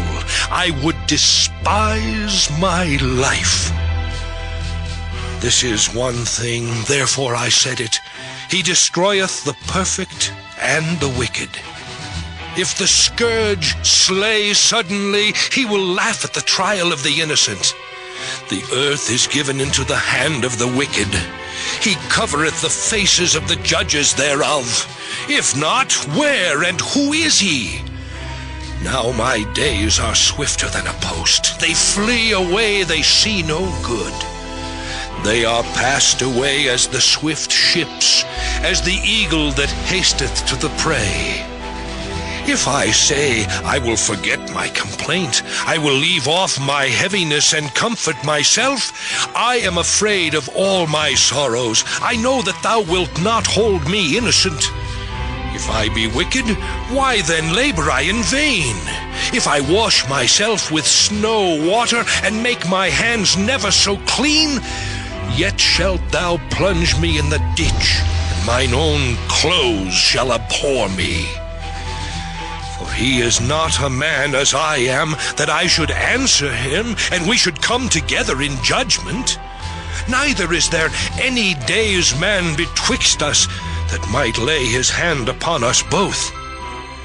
Let him take his rod away from me, and let not his fear terrify me. Then would I speak and not fear him. But it is not so with me. Job, chapter 10. My soul is weary of my life. I will leave my complaint upon myself. I will speak in the bitterness of my soul. I will say unto God, do not condemn me. Show me wherefore thou contendest with me. Is it good unto thee that thou shouldest oppress, that thou shouldest despise the work of thine hands, and shine upon the counsel of the wicked? Hast thou eyes of flesh, or seest thou as man seeth? Are thy days as the days of man? Are thy years as man's days? That thou inquirest after mine iniquity, and searchest after my sin? Thou knowest that I am not wicked, and there is none that can deliver out of thine hand. Thine hands have made me, and fashioned me together round about, yet thou dost destroy me. Remember, I beseech thee, that thou hast made me as the clay, and wilt thou bring me into dust again? Hast thou not poured me out as milk, and curdled me like cheese? Thou hast clothed me with skin and flesh, and hast fenced me with bones and sinews. Thou hast granted me life and favor, and thy visitation hath preserved my spirit. And these things hast thou hid in thine heart. I know that this is with thee. If I sin, then thou markest me, and thou wilt not acquit me from mine iniquity. If I be wicked, woe unto me, and if I be righteous, yet will I not lift up my head. I am full of confusion. Therefore see thou mine affliction, for it increaseth. Thou huntest me as a fierce lion, and again thou showest thyself marvelous upon me. Thou renewest thy witnesses against me, and increasest thine indignation upon me. Changes and war are against me. Wherefore then hast thou brought me forth out of the womb? Oh, that I had given up the ghost, and no eye had seen me. I should have been as though I had not been. I should have been carried from the womb to the grave. Are not my days few? Cease then, and let me alone, that I may take comfort a little before I go whence I shall not return, even to the land of darkness and the shadow of death. A land of darkness as darkness itself, and of the shadow of death without any order, and where the light is as darkness. Job chapter 11. Then answered Zophar the Naamathite, and said, Should not the multitude of words be answered, and should a man full of talk be justified? Should thy lies make men hold their peace, and when thou mockest, shall no man make thee ashamed? For thou hast said, My doctrine is pure, and I am clean in thine eyes. But oh, that God would speak, and open his lips against thee, and that he would show thee the secrets of wisdom, that they are double to that which is. Know therefore that God exacteth of thee less than thine iniquity deserveth. Canst thou by searching find out God? Canst thou find out the Almighty unto perfection? It is as high as heaven. What canst thou do? Deeper than hell. What canst thou know? The measure thereof is longer than the earth, and broader than the sea. If he cut off and shut up or gather together, then who can hinder him? For he knoweth vain men. He seeth wickedness also. Will he not then consider it? For vain man would be wise, though man be born like a wild ass's colt. If thou prepare thine heart, and stretch out thine hands toward him, if iniquity be in thine hand, put it far away. And let not wickedness dwell in thy tabernacles. For then shalt thou lift up thy face without spot. Yea, thou shalt be steadfast, and shalt not fear, because thou shalt forget thy misery, and remember it as waters that pass away. And thine age shall be clearer than the noonday. Thou shalt shine forth, thou shalt be as the morning, and thou shalt be secure, because there is hope. Yea, thou shalt dig about thee, and thou shalt take thy rest in safety. Also thou shalt lie down, and none shall make thee afraid. Yea, many shall make suit unto thee. But the eyes of the wicked shall fail, and they shall not escape, and their hope shall be as the giving up of the ghost. Job chapter 12. And Job answered and said, No doubt, but ye are the people, and wisdom shall die with you. But I have understanding as well as you. I am not inferior to you, yea, who knoweth not such things as these. I am as one mocked of his neighbor, who calleth upon God, and he answereth him. The just, upright man is laughed to scorn. He that is ready to slip with his feet is as a lamp despised in the thought of him that is at ease. The tabernacles of robbers prosper, and they that provoke God are secure, into whose hand God bringeth abundantly. But ask now the beasts, and they shall teach thee, and the fowls of the air, and they shall tell thee. Or speak to the earth, and it shall teach thee. And the fishes of the sea shall declare unto thee. Who knoweth not in all these that the hand of the Lord hath wrought this? In whose hand is the soul of every living thing, and the breath of all mankind? Doth not the ear try words, and the mouth taste his meat?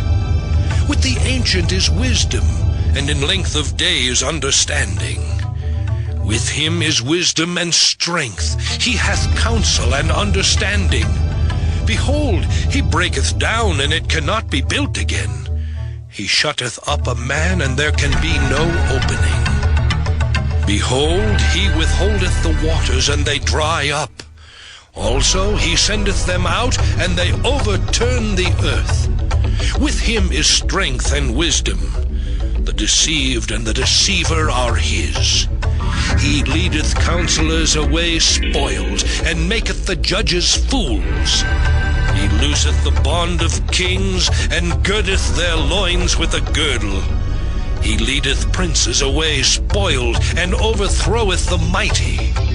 He removeth away the speech of the trusty, and taketh away the understanding of the aged. He poureth contempt upon princes, and weakeneth the strength of the mighty. He discovereth deep things out of darkness, and bringeth out to light the shadow of death. He increaseth the nations, and destroyeth them. He enlargeth the nations, and straightneth them again. He taketh away the heart of the chief of the people of the earth, and causeth them to wander in a wilderness where there is no way. They grope in the dark without light, and he maketh them to stagger like a drunken man. Job chapter 13. Lo, mine eye hath seen all this, mine ear hath heard and understood it. What ye know, the same do I know also. I am not inferior unto you. Surely I would speak to the Almighty, and I desire to reason with God. But ye are forgers of lies. Ye are all physicians of no value. Oh, that ye would altogether hold your peace, and it should be your wisdom. Hear now my reasoning, and hearken to the pleadings of my lips. Will ye speak wickedly for God, and talk deceitfully for him? Will ye accept his person? Will ye contend for God? Is it good that he should search you out? Or as one man mocketh another, do ye so mock him? He will surely reprove you, if ye do secretly accept persons. Shall not his excellency make you afraid, and his dread fall upon you? Your remembrances are like unto ashes, your bodies to bodies of clay. Hold your peace, let me alone that I may speak, and let come on me what will. Wherefore do I take my flesh in my teeth, and put my life in mine hand? Though he slay me, yet will I trust in him. But I will maintain mine own ways before him. He also shall be my salvation, for an hypocrite shall not come before him. Hear diligently my speech and my declaration with your ears. Behold now, I have ordered my cause. I know that I shall be justified. Who is he that will plead with me? For now if I hold my tongue, I shall give up the ghost. Only do not two things unto me, then will I not hide myself from thee. Withdraw thine hand far from me, and let not thy dread make me afraid. Then call thou, and I will answer, or let me speak, and answer thou me. How many are mine iniquities and sins? Make me to know my transgression and my sin. Wherefore hidest thou thy face, and holdest me for thine enemy? Wilt thou break a leaf driven to and fro, and wilt thou pursue the dry stubble? For thou writest bitter things against me, and makest me to possess the iniquities of my youth. Thou puttest my feet also in the stocks, and lookest narrowly unto all my paths. Thou settest a print upon the heels of my feet, and he as a rotten thing consumeth, as a garment that is moth-eaten. Job chapter 14. Man that is born of a woman is of few days, and full of trouble. He cometh forth like a flower, and is cut down. He fleeth also as a shadow, and continueth not. And dost thou open thine eyes upon such an one, and bringest me into judgment with thee? Who can bring a clean thing out of an unclean? Not one. Seeing his days are determined, the number of his months are with thee. Thou hast appointed his bounds that he cannot pass. Turn from him that he may rest, till he shall accomplish as an hireling his day. For there is hope of a tree, if it be cut down, that it will sprout again, and that the tender branch thereof will not cease. Though the root thereof wax old in the earth, and the stalk thereof die in the ground, yet through the scent of water it will bud, and bring forth boughs like a plant. But man dieth, and wasteth away. Yea, man giveth up the ghost, and where is he? As the waters fail from the sea, and the flood decayeth and drieth up, so man lieth down and riseth not. Till the heavens be no more, they shall not awake, nor be raised out of their sleep. Oh, that thou wouldest hide me in the grave, that thou wouldest keep me secret until thy wrath be past, that thou wouldest appoint me a set time and remember me. If a man die, shall he live again? All the days of my appointed time will I wait till my change come. Thou shalt call, and I will answer thee. Thou wilt have a desire to the work of thine hands. For now thou numberest my steps. Dost thou not watch over my sin? My transgression is sealed up in a bag, and thou sewest up mine iniquity. And surely the mountain falling cometh to naught, and the rock is removed out of his place. The waters wear the stones. Thou washest away the things which grow out of the dust of the earth, and thou destroyest the hope of man. Thou prevailest forever against him, and he passeth. Thou changest his countenance, and sendest him away. His sons come to honor, and he knoweth it not, and they are brought low, but he perceiveth it not of them. But his flesh upon him shall have pain, and his soul within him shall mourn. Job chapter 15. Then answered Eliphaz the Temanite, and said, Should a wise man utter vain knowledge, and fill his belly with the east wind? Should he reason with unprofitable talk, or with speeches wherewith he can do no good? Yea, thou castest off fear, and restrainest prayer before God. For thy mouth uttereth thine iniquity, and thou choosest the tongue of the crafty. Thine own mouth condemneth thee, and not I. Yea, thine own lips testify against thee. Art thou the first man that was born, or wast thou made before the hills?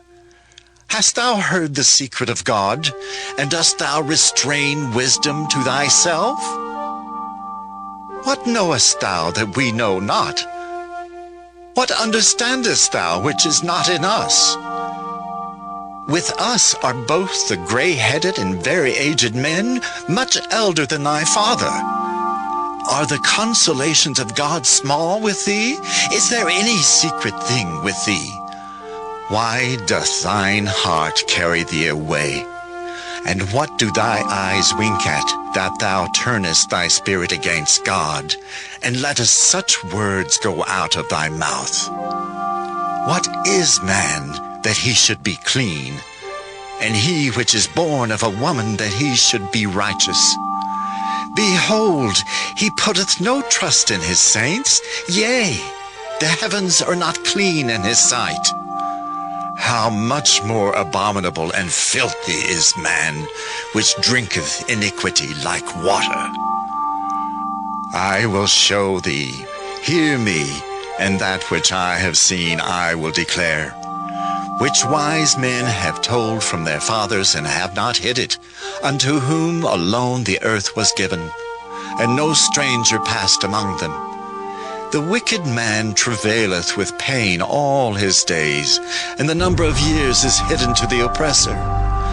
A dreadful sound is in his ears. In prosperity the destroyer shall come upon him. He believeth not that he shall return out of darkness, and he is waited for of the sword. He wandereth abroad for bread, saying, Where is it? He knoweth that the day of darkness is ready at his hand. Trouble and anguish shall make him afraid. They shall prevail against him, as a king ready to the battle. For he stretcheth out his hand against God, and strengtheneth himself against the Almighty. He runneth upon him, even on his neck, upon the thick bosses of his bucklers, because he covereth his face with his fatness, and maketh collops of fat on his flanks. And he dwelleth in desolate cities, and in houses which no man inhabiteth, which are ready to become heaps. He shall not be rich, neither shall his substance continue, neither shall he prolong the perfection thereof upon the earth. He shall not depart out of darkness. The flame shall dry up his branches, and by the breath of his mouth shall he go away. Let not him that is deceived trust in vanity, for vanity shall be his recompense. It shall be accomplished before his time, and his branch shall not be green. He shall shake off his unripe grape as the vine, and shall cast off his flower as the olive. For the congregation of hypocrites shall be desolate, and fire shall consume the tabernacles of bribery. They conceive mischief, and bring forth vanity, and their belly prepareth deceit. Job chapter 16. Then Job answered and said, I have heard many such things. Miserable comforters are ye all. Shall vain words have an end? Or what emboldeneth thee that thou answerest? I also could speak as ye do. If your soul were in my soul's stead, I could heap up words against you, and shake mine head at you. But I would strengthen you with my mouth, and the moving of my lips should assuage your grief.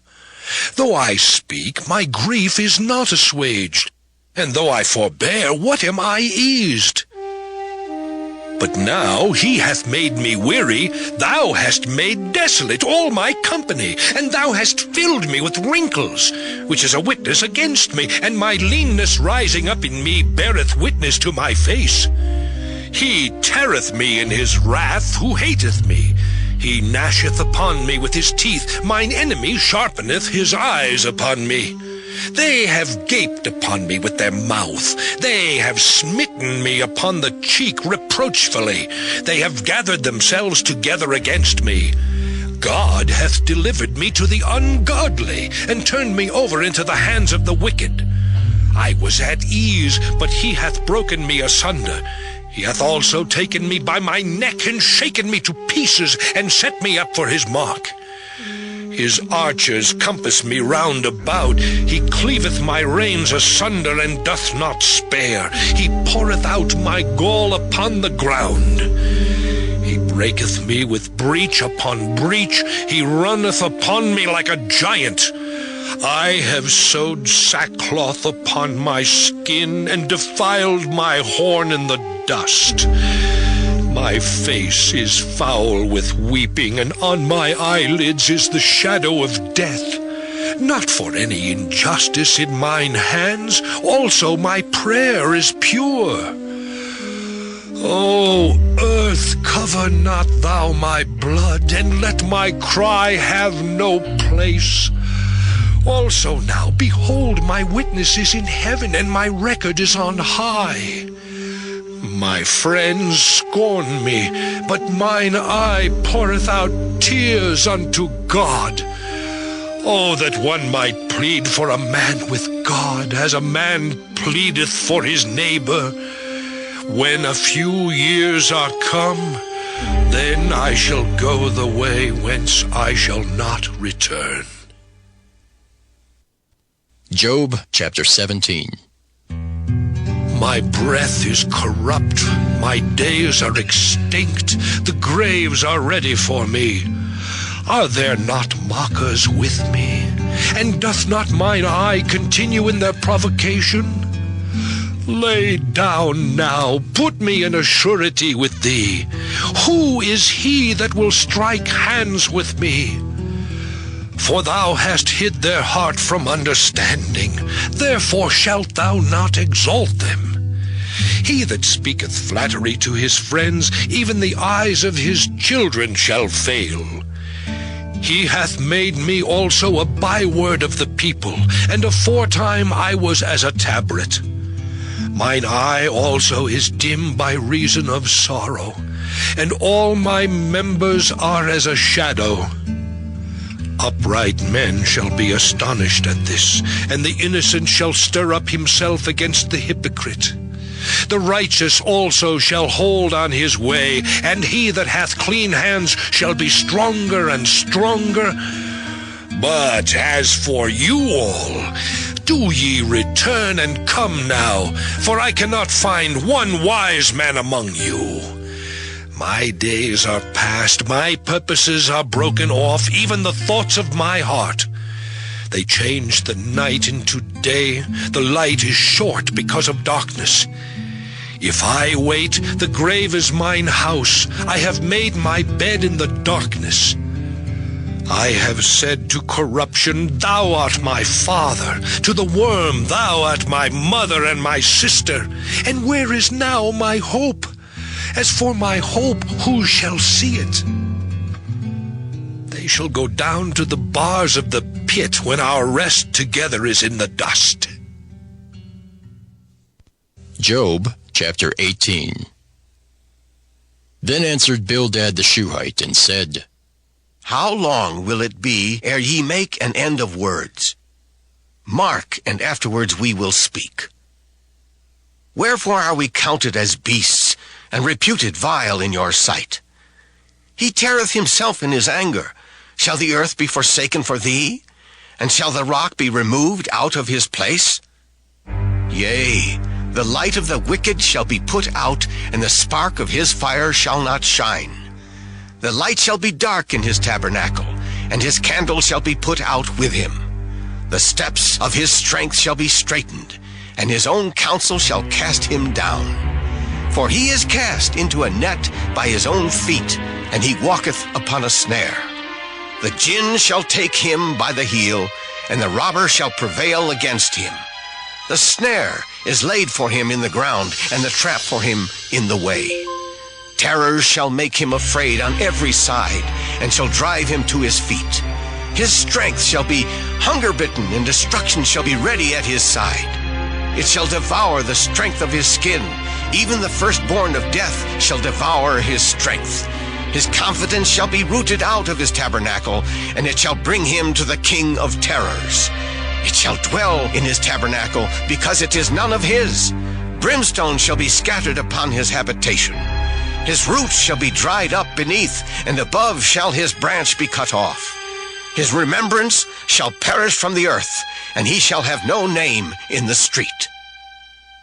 He shall be driven from light into darkness, and chased out of the world. He shall neither have son nor nephew among his people, nor any remaining in his dwellings.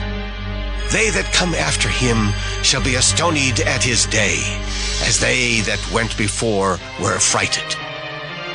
Surely such are the dwellings of the wicked, and this is the place of him that knoweth not God. Job chapter 19. Then Job answered and said, How long will ye vex my soul, and break me in pieces with words? These 10 times have ye reproached me. Ye are not ashamed that ye make yourselves strange to me. And be it indeed that I have erred, mine error remaineth with myself. If indeed ye will magnify yourselves against me, and plead against me my reproach, know now that God hath overthrown me, and hath compassed me with his net. Behold, I cry out of wrong, but I am not heard. I cry aloud, but there is no judgment. He hath fenced up my way that I cannot pass, and he hath set darkness in my paths. He hath stripped me of my glory, and taken the crown from my head. He hath destroyed me on every side, and I am gone, and mine hope hath he removed like a tree. He hath also kindled his wrath against me, and he counteth me unto him as one of his enemies. His troops come together and raise up their way against me, and encamp round about my tabernacle. He hath put my brethren far from me, and mine acquaintance are verily estranged from me. My kinsfolk have failed, and my familiar friends have forgotten me. They that dwell in mine house and my maids count me for a stranger. I am an alien in their sight. I called my servant, and he gave me no answer. I entreated him with my mouth. My breath is strange to my wife, though I entreated for the children's sake of mine own body. Yea, young children despised me. I arose, and they spake against me. All my inward friends abhorred me, and they whom I loved are turned against me. My bone cleaveth to my skin and to my flesh, and I am escaped with the skin of my teeth. Have pity upon me, have pity upon me, O ye my friends, for the hand of God hath touched me. Why do ye persecute me as God, and are not satisfied with my flesh? Oh, that my words were now written. Oh, that they were printed in a book. That they were graven with an iron pen and lead in the rock forever. For I know that my Redeemer liveth, and that he shall stand at the latter day upon the earth.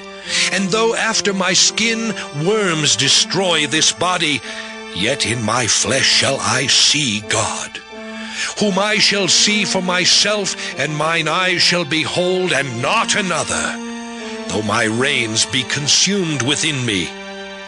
But ye should say, why persecute we him, seeing the root of the matter is found in me? Be ye afraid of the sword, for wrath bringeth the punishments of the sword, that ye may know there is a judgment. Job chapter 20. Then answered Zophar the Naamathite, and said, Therefore do my thoughts cause me to answer, and for this I make haste. I have heard the check of my reproach, and the spirit of my understanding causeth me to answer. Knowest thou not this of old, since man was placed upon earth, that the triumphing of the wicked is short, and the joy of the hypocrite but for a moment? Though his excellency mount up to the heavens, and his head reach unto the clouds, yet he shall perish forever like his own dung. They which have seen him shall say, Where is he? He shall fly away as a dream, and shall not be found. Yea, he shall be chased away as a vision of the night. The eye also which saw him shall see him no more, neither shall his place any more behold him. His children shall seek to please the poor, and his hands shall restore their goods. His bones are full of the sin of his youth, which shall lie down with him in the dust. Though wickedness be sweet in his mouth, though he hide it under his tongue, although he spare it and forsake it not, but keep it still within his mouth, yet his meat in his bowels is turned, it is the gall of asps within him. He hath swallowed down riches, and he shall vomit them up again. God shall cast them out of his belly. He shall suck the poison of asps. The viper's tongue shall slay him. He shall not see the rivers, the floods, the brooks of honey and butter. That which he labored for shall he restore, and shall not swallow it down. According to his substance shall the restitution be, and he shall not rejoice therein. because he hath oppressed and hath forsaken the poor, because he hath violently taken away an house which he builded not. Surely he shall not feel quietness in his belly. He shall not savour that which he desired. There shall none of his meat be left. Therefore shall no man look for his goods. In the fullness of his sufficiency he shall be in straits. Every hand of the wicked shall come upon him. Oh, when he is about to fill his belly, God shall cast the fury of his wrath upon him, and shall rain it upon him while he is eating. He shall flee from the iron weapon, and the bow of steel shall strike him through. It is drawn and cometh out of the body, yea, the glittering sword cometh out of his gall. Terrors are upon him. All darkness shall be hid in his secret places. A fire not blown shall consume him. It shall go ill with him that is left in his tabernacle. The heaven shall reveal his iniquity, and the earth shall rise up against him. The increase of his house shall depart, and his goods shall flow away in the day of his wrath. This is the portion of a wicked man from God, and the heritage appointed unto him by God. Job chapter 21. But Job answered and said, Hear diligently my speech, and let this be your consolations. Suffer me that I may speak, and after that I have spoken, mock on. As for me, is my complaint to man? And if it were so, why should not my spirit be troubled? Mark me, and be astonished, and lay your hand upon your mouth. Even when I remember, I am afraid, and trembling taketh hold on my flesh. Wherefore do the wicked live, become old, yea, are mighty in power? Their seed is established in their sight with them, and their offspring before their eyes. Their houses are safe from fear, neither is the rod of God upon them. Their bull gendereth and faileth not. Their cow calveth, and casteth not her calf. They send forth their little ones like a flock, and their children dance. They take the timbrel and harp, and rejoice at the sound of the organ. They spend their days in wealth, and in a moment go down to the grave. Therefore they say unto God, Depart from us, for we desire not the knowledge of thy ways. What is the Almighty that we should serve him? And what profit should we have if we pray unto him? Lo, their good is not in their hand. The counsel of the wicked is far from me. How oft is the candle of the wicked put out, and how oft cometh their destruction upon them? God distributeth sorrows in his anger. They are as stubble before the wind, and as chaff that the storm carrieth away.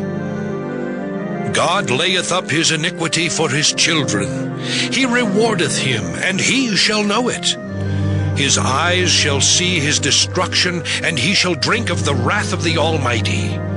For what pleasure hath he in his house after him, when the number of his months is cut off in the midst? Shall any teach God knowledge, seeing he judgeth those that are high? One dieth in his full strength, being wholly at ease and quiet. His breasts are full of milk, and his bones are moistened with marrow. And another dieth in the bitterness of his soul, and never eateth with pleasure. They shall lie down alike in the dust, and the worms shall cover them. Behold, I know your thoughts, and the devices which ye wrongfully imagine against me. For ye say, Where is the house of the prince, and where are the dwelling places of the wicked? Have ye not asked them that go by the way? And do ye not know their tokens? That the wicked is reserved to the day of destruction? They shall be brought forth to the day of wrath. Who shall declare his way to his face? And who shall repay him what he hath done? Yet shall he be brought to the grave, and shall remain in the tomb. The clods of the valley shall be sweet unto him, and every man shall draw after him, as there are innumerable before him. How then comfort ye me in vain, seeing in your answers there remaineth falsehood? Job chapter 22. Then Eliphaz the Temanite answered and said, Can a man be profitable unto God, as he that is wise may be profitable unto himself? Is it any pleasure to the Almighty that thou art righteous? Or is it gain to him that thou makest thy ways perfect? Will he reprove thee for fear of thee? Will he enter with thee into judgment? Is not thy wickedness great, and thine iniquities infinite? For thou hast taken a pledge from thy brother for naught, and stripped the naked of their clothing. Thou hast not given water to the weary to drink, and thou hast withholden bread from the hungry. But as for the mighty man, he had the earth, and the honorable man dwelt in it. Thou hast sent widows away empty, and the arms of the fatherless have been broken. Therefore snares are round about thee, and sudden fear troubleth thee, or darkness that thou canst not see, and abundance of waters cover thee. Is not God in the height of heaven? And behold the height of the stars, how high they are. And thou sayest, How doth God know? Can he judge through the dark cloud? Thick clouds are a covering to him, that he seeth not, and he walketh in the circuit of heaven. Hast thou marked the old way which wicked men have trodden, which were cut down out of time, whose foundation was overflown with a flood? Which said unto God, Depart from us, and what can the Almighty do for them? Yet he filled their houses with good things. But the counsel of the wicked is far from me. The righteous see it, and are glad, and the innocent laugh them to scorn. Whereas our substance is not cut down, but the remnant of them the fire consumeth, acquaint now thyself with him, and be at peace. Thereby good shall come unto thee. Receive, I pray thee, the law from his mouth, and lay up his words in thine heart. If thou return to the Almighty, thou shalt be built up. Thou shalt put away iniquity far from the tabernacles. Then shalt thou lay up gold as dust, and the gold of Ophir as the stones of the brooks. Yea, the Almighty shall be thy defense, and thou shalt have plenty of silver. For then shalt thou have thy delight in the Almighty, and shalt lift up thy face unto God. Thou shalt make thy prayer unto him, and he shall hear thee, and thou shalt pay thy vows. Thou shalt also decree a thing, and it shall be established unto thee, and the light shall shine upon thy ways. When men are cast down, then thou shalt say, There is lifting up, and he shall save the humble person. He shall deliver the island of the innocent, and it is delivered by the pureness of thine hands. Job chapter 23. Then Job answered and said, Even today is my complaint bitter. My stroke is heavier than my groaning. Oh, that I knew where I might find him, that I might come even to his seat. I would order my cause before him and fill my mouth with arguments. I would know the words which he would answer me, and understand what he would say unto me. Will he plead against me with his great power? No, but he would put strength in me. There the righteous might dispute with him. So should I be delivered forever from my judge. Behold, I go forward, but he is not there, and backward, but I cannot perceive him. On the left hand where he doth work, but I cannot behold him. He hideth himself on the right hand, that I cannot see him. But he knoweth the way that I take. When he hath tried me, I shall come forth as gold. My foot hath held his steps. His way have I kept and not declined. Neither have I gone back from the commandment of his lips. I have esteemed the words of his mouth more than my necessary food. But he is in one mind, and who can turn him? And what his soul desireth, even that he doeth. For he performeth the thing that is appointed for me, and many such things are with him. Therefore am I troubled at his presence. When I consider, I am afraid of him.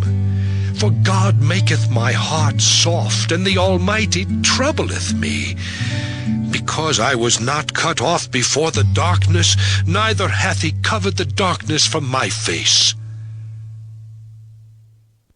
Job chapter 24. Why, seeing times are not hidden from the Almighty, do they that know him not see his days? Some remove the landmarks. They violently take away flocks and feed thereof.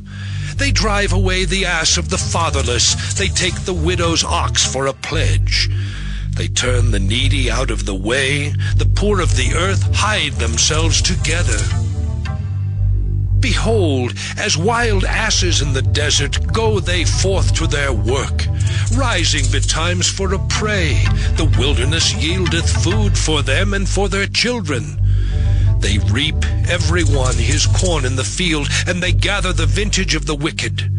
They cause the naked to lodge without clothing, that they have no covering in the cold. They are wet with the showers of the mountains, and embrace the rock for want of a shelter. They pluck the fatherless from the breast, and take a pledge of the poor. They cause him to go naked without clothing, and they take away the sheaf from the hungry, which make oil within their walls, and tread their wine presses, and suffer thirst. Men groan from out of the city, and the soul of the wounded crieth out. Yet God layeth not folly to them. They are of those that rebel against the light. They know not the ways thereof, nor abide in the paths thereof. The murderer, rising with the light, killeth the poor and needy, and in the night is as a thief. The eye also of the adulterer waiteth for the twilight, saying, No eye shall see me, and disguiseth his face. In the dark they dig through houses which they had marked for themselves in the daytime.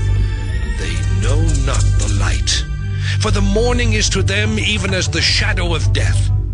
If one know them, they are in the terrors of the shadow of death.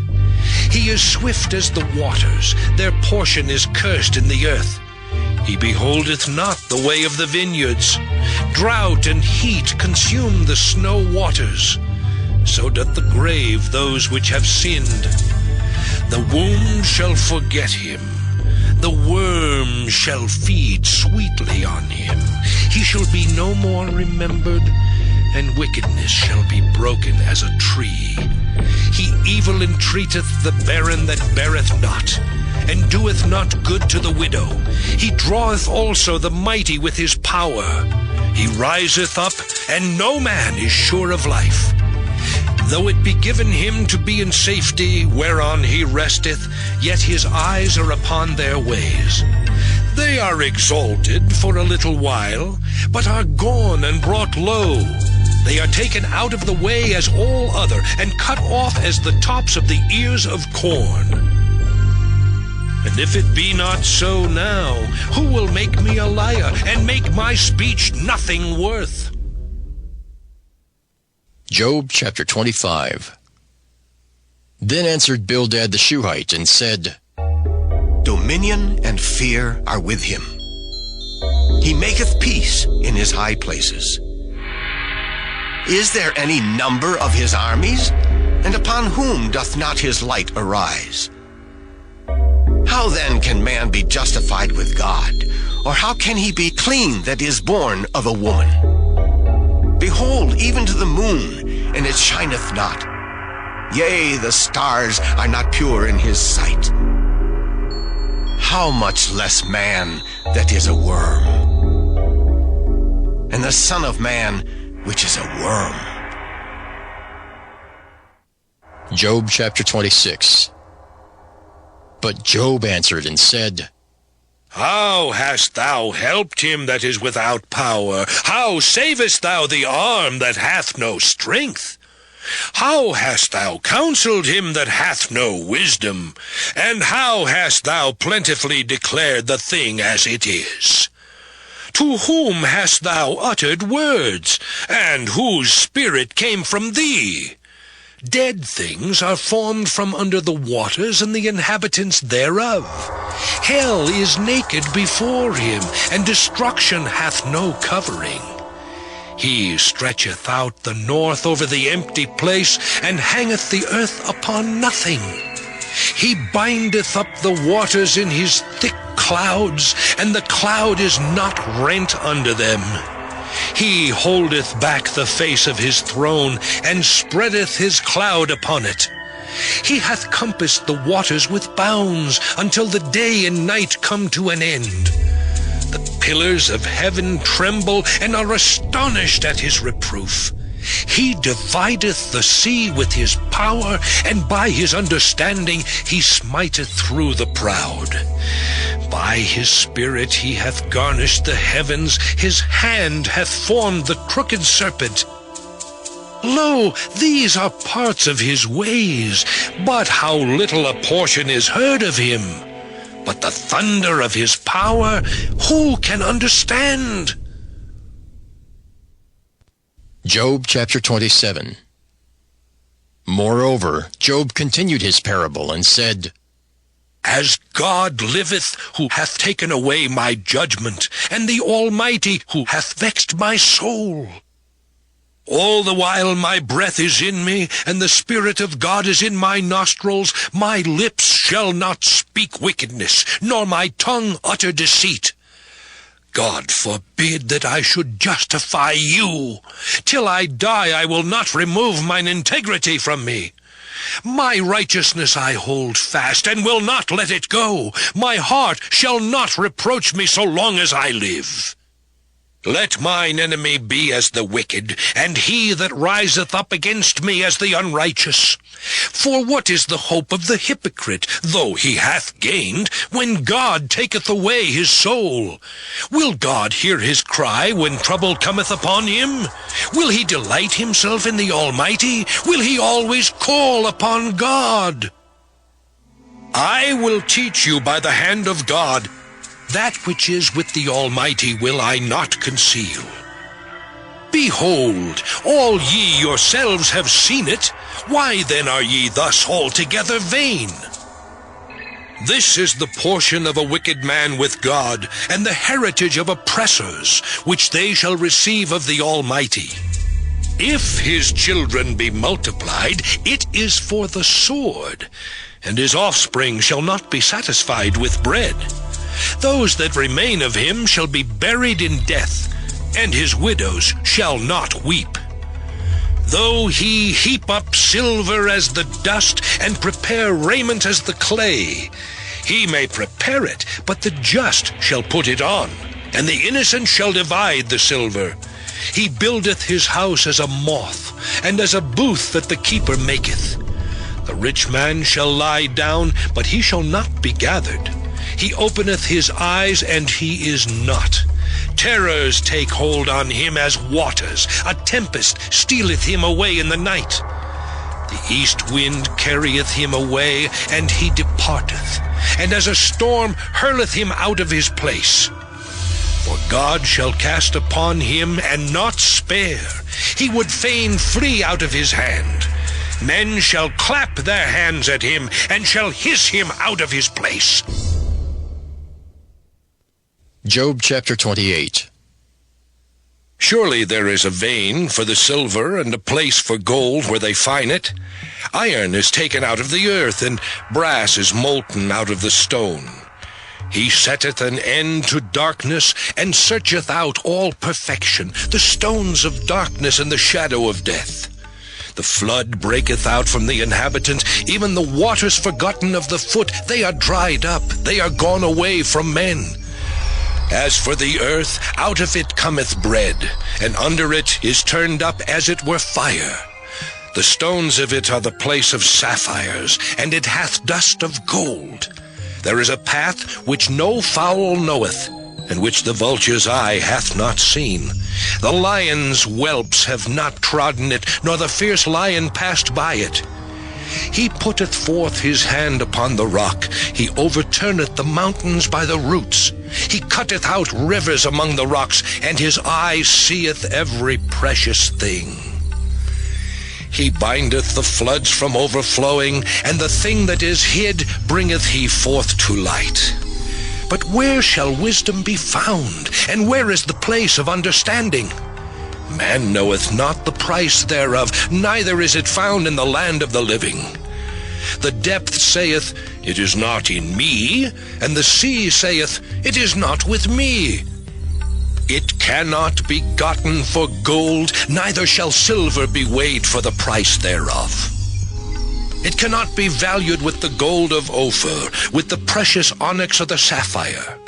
The gold and the crystal cannot equal it, and the exchange of it shall not be for jewels of fine gold.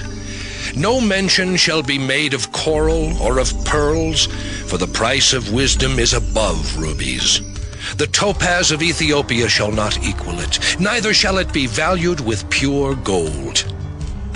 Whence then cometh wisdom, and where is the place of understanding? Seeing it is hid from the eyes of all living, and kept close from the fowls of the air. Destruction and death say, We have heard the fame thereof with our ears. God understandeth the way thereof, and he knoweth the place thereof. For he looketh to the ends of the earth, and seeth under the whole heaven, to make the weight for the winds, and he weigheth the waters by measure. When he made a decree for the rain, and a way for the lightning of the thunder, then did he see it, and declare it. He prepared it, yea, and searched it out. And unto man he said, Behold, the fear of the Lord, that is wisdom, and to depart from evil is understanding. Job chapter 29. Moreover, Job continued his parable and said, Oh, that I were as in months past, as in the days when God preserved me, when his candle shined upon my head, and when by his light I walked through darkness. As I was in the days of my youth, when the secret of God was upon my tabernacle, when the Almighty was yet with me, when my children were about me, when I washed my steps with butter, and the rock poured me out rivers of oil. When I went out to the gate through the city, when I prepared my seat in the street, the young men saw me and hid themselves, and the aged arose and stood up. The princes refrained talking, and laid their hand on their mouth. The nobles held their peace, and their tongue cleaved to the roof of their mouth. When the ear heard me, then it blessed me, and when the eye saw me, it gave witness to me. Because I delivered the poor that cried, and the fatherless, and him that had none to help him. The blessing of him that was ready to perish came upon me, and I caused the widow's heart to sing for joy. I put on righteousness, and it clothed me. My judgment was as a robe and a diadem. I was eyes to the blind, and feet was I to the lame. I was a father to the poor, and the cause which I knew not I searched out. And I brake the jaws of the wicked, and plucked the spoil out of his teeth. Then I said, I shall die in my nest, and I shall multiply my days as the sand. My root was spread out by the waters, and the dew lay all night upon my branch. My glory was fresh in me, and my bow was renewed in my hand.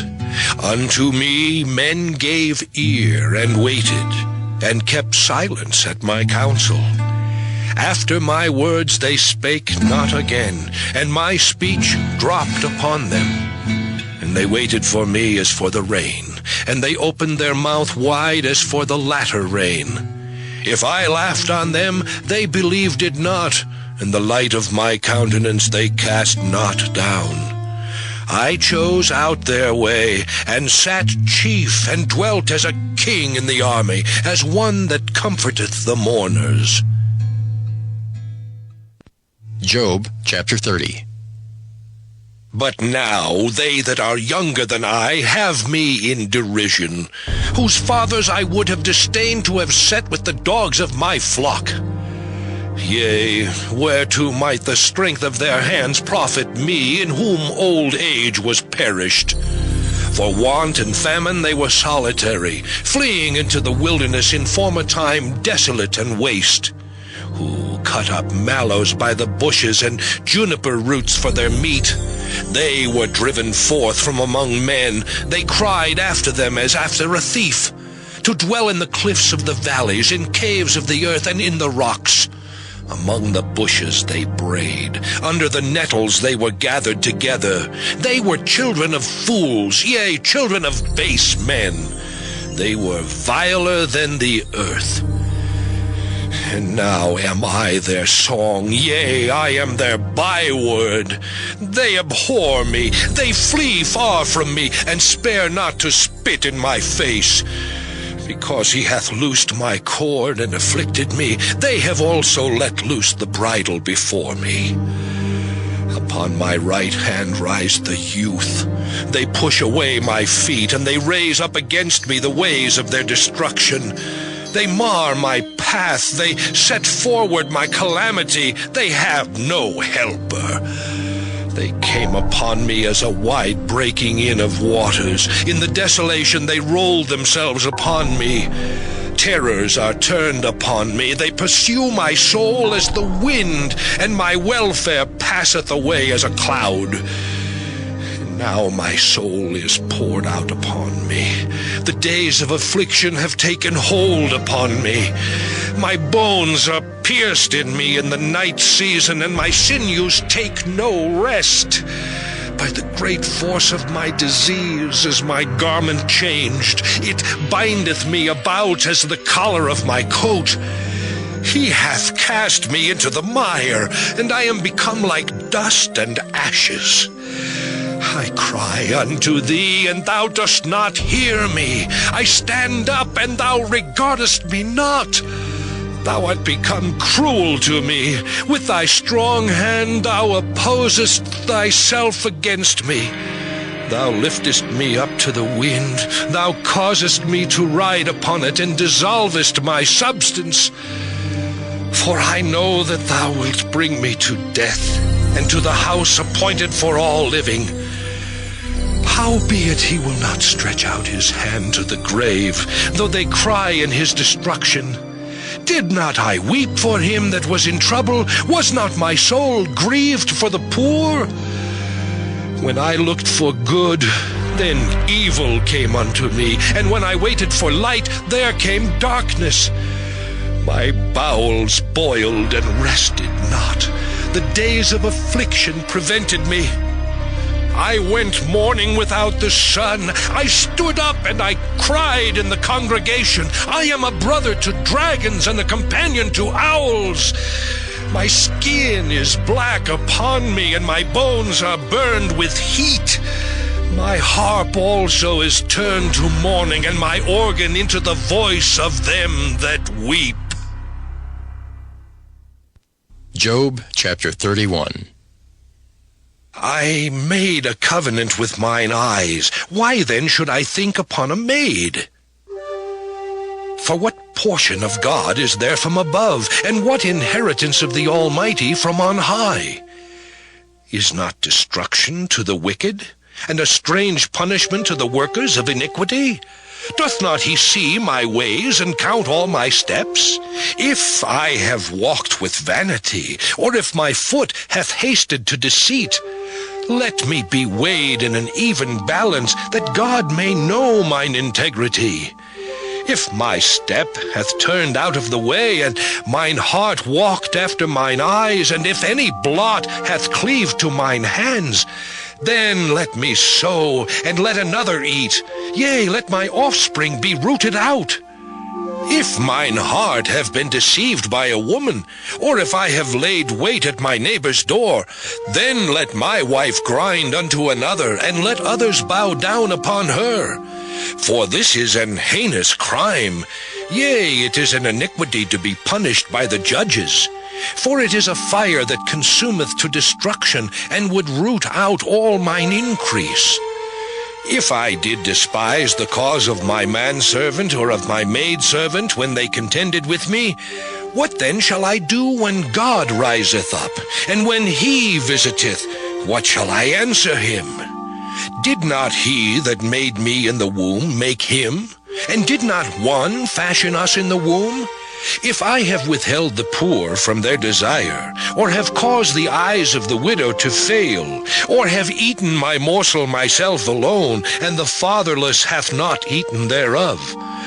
For from my youth he was brought up with me as with a father, and I have guided her from my mother's womb. If I have seen any perish for want of clothing, or any poor without covering, if his loins have not blessed me, and if he were not warmed with the fleece of my sheep, if I have lifted up my hand against the fatherless when I saw my help in the gate, then let mine arm fall from my shoulder blade, and mine arm be broken from the bone.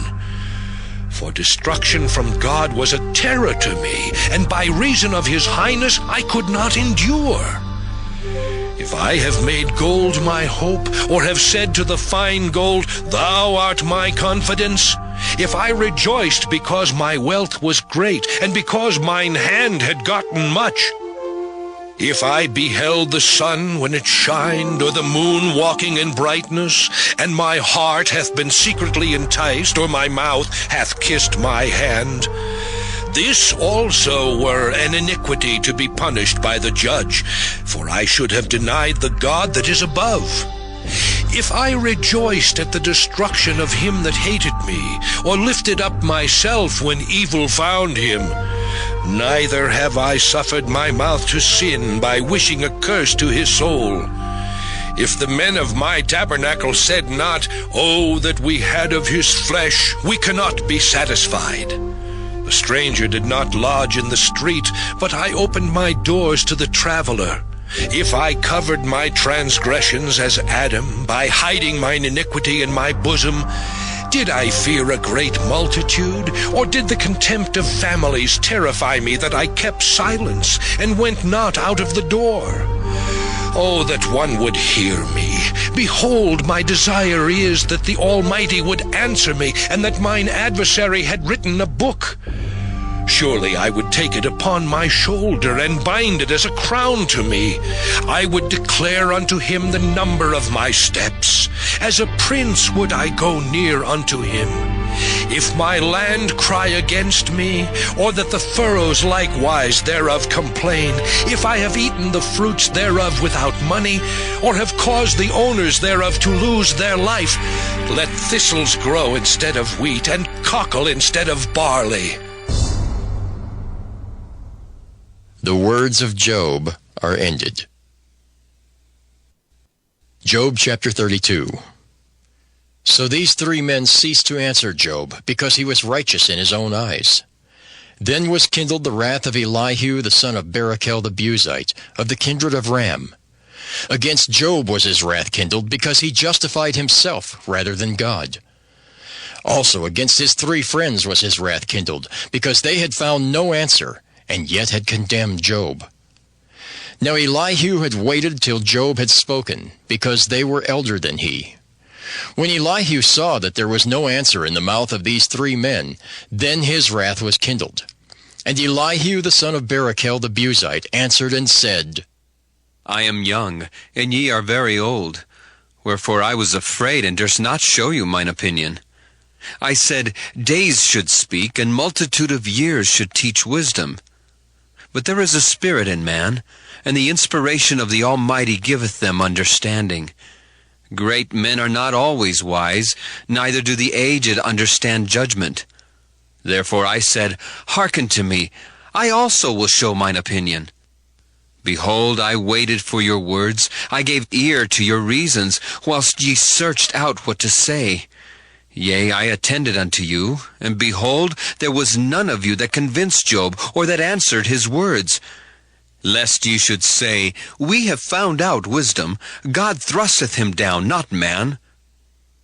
Now he hath not directed his words against me, neither will I answer him with your speeches. They were amazed. They answered no more. They left off speaking. When I had waited, for they spake not, but stood still, and answered no more. I said, I will answer also my part. I also will show mine opinion.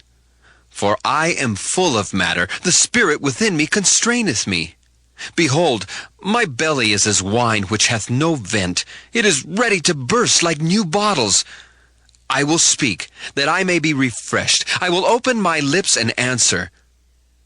Let me not, I pray you, accept any man's person, neither let me give flattering titles unto man. For I know not to give flattering titles. In so doing, my Maker would soon take me away. Job chapter 33. Wherefore, Job, I pray thee, hear my speeches, and hearken to all my words. Behold, now I have opened my mouth, my tongue hath spoken in my mouth. My words shall be of the uprightness of my heart, and my lips shall utter knowledge clearly. The Spirit of God hath made me, and the breath of the Almighty hath given me life.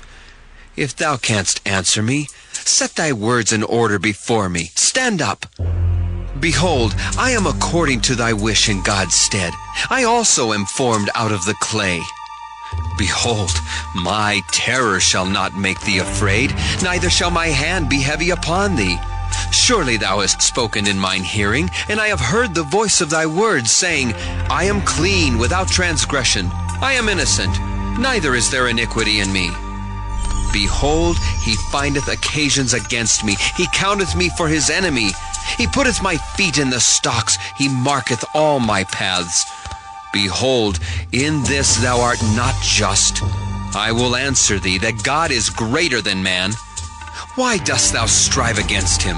For he giveth not account of any of his matters. For God speaketh once, yea, twice, yet man perceiveth it not. In a dream, in a vision of the night, when deep sleep falleth upon men, in slumberings upon the bed, then he openeth the ears of men, and sealeth their instruction, that he may withdraw man from his purpose, and hide pride from man. He keepeth back his soul from the pit, and his life from perishing by the sword. He is chastened also with pain upon his bed, and the multitude of his bones with strong pain, so that his life abhorreth bread, and his soul dainty meat. His flesh is consumed away, that it cannot be seen, and his bones that were not seen stick out. Yea, his soul draweth near unto the grave, and his life to the destroyers. If there be a messenger with him, an interpreter, one among 1,000, to show unto man his uprightness, then he is gracious unto him, and saith, Deliver him from going down to the pit. I have found a ransom. His flesh shall be fresher than a child's. He shall return to the days of his youth. He shall pray unto God, and he will be favorable unto him. And he shall see his face with joy, for he will render unto man his righteousness. He looketh upon men, and if any say, I have sinned, and perverted that which was right, and it profited me not, he will deliver his soul from going into the pit, and his life shall see the light. Lo, all these things worketh God oftentimes with man, to bring back his soul from the pit, to be enlightened with the light of the living. Mark well, O Job, hearken unto me. Hold thy peace, and I will speak. If thou hast anything to say, answer me. Speak, for I desire to justify thee. If not, hearken unto me. Hold thy peace, and I shall teach thee wisdom. Job chapter 34. Furthermore, Elihu answered and said, Hear my words, O ye wise men, and give ear unto me, ye that have knowledge. For the ear trieth words, as the mouth tasteth meat. Let us choose to us judgment. Let us know among ourselves what is good. For Job hath said, I am righteous, and God hath taken away my judgment. Should I lie against my right? My wound is incurable without transgression. What man is like Job, who drinketh up scorning like water, which goeth in company with the workers of iniquity, and walketh with wicked men? For he hath said, It profiteth a man nothing that he should delight himself with God. Therefore hearken unto me, ye men of understanding. Far be it from God that he should do wickedness, and from the Almighty that he should commit iniquity. For the work of a man shall he render unto him, and cause every man to find according to his ways. Yea, surely God will not do wickedly, neither will the Almighty pervert judgment. Who hath given him a charge over the earth, or who hath disposed the whole world? If he set his heart upon man, if he gather unto himself his spirit and his breath, all flesh shall perish together, and man shall turn again unto dust. If now thou hast understanding, hear this, hearken to the voice of my words. Shall even he that hateth right govern, and wilt thou condemn him that is most just? Is it fit to say to a king, Thou art wicked, and to princes, Ye are ungodly? How much less to him that accepteth not the persons of princes, nor regardeth the rich more than the poor? For they all are the work of his hands. In a moment shall they die, and the people shall be troubled at midnight and pass away, and the mighty shall be taken away without hand. For his eyes are upon the ways of man, and he seeth all his goings. There is no darkness, nor shadow of death where the workers of iniquity may hide themselves. For he will not lay upon man more than right, that he should enter into judgment with God. He shall break in pieces mighty men without number, and set others in their stead. Therefore he knoweth their works, and he overturneth them in the night, so that they are destroyed. He striketh them as wicked men in the open sight of others, because they turned back from him, and would not consider any of his ways, so that they caused the cry of the poor to come unto him, and he heareth the cry of the afflicted. When he giveth quietness, who then can make trouble? And when he hideth his face, who then can behold him, whether it be done against a nation or against a man only? That the hypocrite reign not, lest the people be ensnared. Surely it is meet to be said unto God, I have borne chastisement, I will not offend any more. That which I see not, teach thou me. If I have done iniquity, I will do no more. Should it be according to thy mind, he will recompense it, whether thou refuse or whether thou choose, and not I. Therefore speak what thou knowest. Let men of understanding tell me, and let a wise man hearken unto me.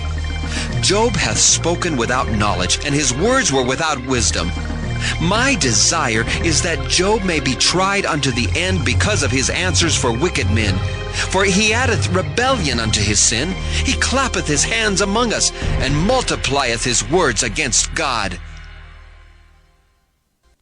Job chapter 35. Elihu spake moreover, and said, Thinkest thou this to be right, that thou saidst, My righteousness is more than God's? For thou saidst, What advantage will it be unto thee? And, What profit shall I have, if I be cleansed from my sin? I will answer thee, and thy companions with thee. Look unto the heavens, and see, and behold the clouds which are higher than thou. If thou sinnest, what doest thou against him? Or if thy transgressions be multiplied, what doest thou unto him? If thou be righteous, what givest thou him? Or what receiveth he of thine hand? Thy wickedness may hurt a man as thou art, and thy righteousness may profit the Son of Man. By reason of the multitude of oppressions they make the oppressed to cry. They cry out by reason of the arm of the mighty. But none saith, Where is God my Maker, who giveth songs in the night, who teacheth us more than the beasts of the earth, and maketh us wiser than the fowls of heaven? There they cry, but none giveth answer. because of the pride of evil men. Surely God will not hear vanity, neither will the Almighty regard it. Although thou sayest thou shalt not see him, yet judgment is before him. Therefore trust thou in him. But now, because it is not so, he hath visited in his anger, yet he knoweth it not in great extremity. Therefore doth Job open his mouth in vain. He multiplieth words without knowledge. Job chapter 36. Elihu also proceeded and said, Suffer me a little, and I will show thee that I have yet to speak on God's behalf. I will fetch my knowledge from afar, and will ascribe righteousness to my Maker. For truly my word shall not be false. He that is perfect in knowledge is with thee. Behold, God is mighty, and despiseth not any. He is mighty in strength and wisdom. He preserveth not the life of the wicked, but giveth right to the poor. He withdraweth not his eyes from the righteous, but with kings are they on the throne. Yea, he doth establish them forever, and they are exalted. And if they be bound in fetters, and beholden in cords of affliction, then he showeth them their work, and their transgressions that they have exceeded. He openeth also their ear to discipline, and commandeth that they return from iniquity. If they obey and serve him, they shall spend their days in prosperity, and their years in pleasures. But if they obey not, they shall perish by the sword, and they shall die without knowledge. But the hypocrites in heart heap up wrath. They cry not when he bindeth them. They die in youth, and their life is among the unclean. He delivereth the poor in his affliction, and openeth their ears in oppression. Even so would he have removed thee out of the strait into a broad place, where there is no straightness, and that which should be set on thy table should be full of fatness. But thou hast fulfilled the judgment of the wicked. Judgment and justice take hold on thee. Because there is wrath, beware lest he take thee away with his stroke. Then a great ransom cannot deliver thee. Will he esteem thy riches? No, not gold, nor all the forces of strength. Desire not the night, when people are cut off in their place. Take heed, regard not iniquity, for this hast thou chosen rather than affliction. Behold, God exalteth by his power. Who teacheth like him? Who hath enjoined him his way? Or who can say, Thou hast wrought iniquity? Remember that thou magnify his work, which men behold. Every man may see it, man may behold it afar off.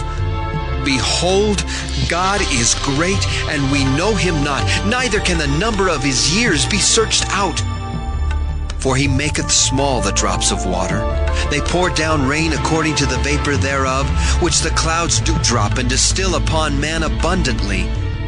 Also can any understand the spreadings of the clouds, or the noise of his tabernacle? Behold, he spreadeth his light upon it, and covereth the bottom of the sea. For by them judgeth he the people. He giveth meat in abundance. With clouds he covereth the light, and commandeth it not to shine by the cloud that cometh betwixt. The noise thereof showeth concerning it, the cattle also concerning the vapor. Job chapter 37.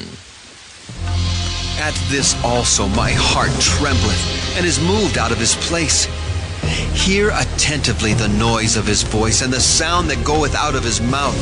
He directeth it under the whole heaven, and his lightning unto the ends of the earth. After it a voice roareth. He thundereth with the voice of his excellency, and he will not stay them when his voice is heard. God thundereth marvelously with his voice. Great things doeth he, which we cannot comprehend. For he saith to the snow, Be thou on the earth. Likewise to the small rain, and to the great rain of his strength. He sealeth up the hand of every man, that all men may know his work. Then the beasts go into dens, and remain in their places. Out of the south cometh the whirlwind, and cold out of the north. By the breath of God frost is given, and the breadth of the waters is straitened. Also by watering he wearieth the thick cloud. He scattereth his bright cloud. and it is turned round about by his counsels, that they may do whatsoever he commandeth them upon the face of the world in the earth. He causeth it to come, whether for correction, or for his land, or for mercy. Hearken unto this, O Job. Stand still and consider the wondrous works of God. Dost thou know when God disposed them, and caused the light of his cloud to shine? Dost thou know the balancing of the clouds, the wondrous works of him which is perfect in knowledge? How thy garments are warm when he quieteth the earth by the south wind. Hast thou with him spread out the sky, which is strong, and as a molten looking glass? Teach us what we shall say unto him, for we cannot order our speech by reason of darkness. Shall it be told him that I speak? If a man speak, surely he shall be swallowed up. And now men see not the bright light which is in the clouds, but the wind passeth and cleanseth them. Fair weather cometh out of the north.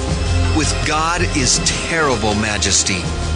Touching the Almighty, we cannot find him out. He is excellent in power and in judgment and in plenty of justice. He will not afflict. Men do therefore fear him. He respecteth not any that are wise of heart. Job chapter 38. Then the Lord answered Job out of the whirlwind, and said, Who is this that darkeneth counsel by words without knowledge? Gird up now thy loins like a man, for I will demand of thee, and answer thou me. Where wast thou when I laid the foundations of the earth? Declare if thou hast understanding. Who hath laid the measures thereof, if thou knowest? Or who hath stretched the line upon it? Whereupon are the foundations thereof fastened? Or who laid the cornerstone thereof, when the morning stars sang together, and all the sons of God shouted for joy?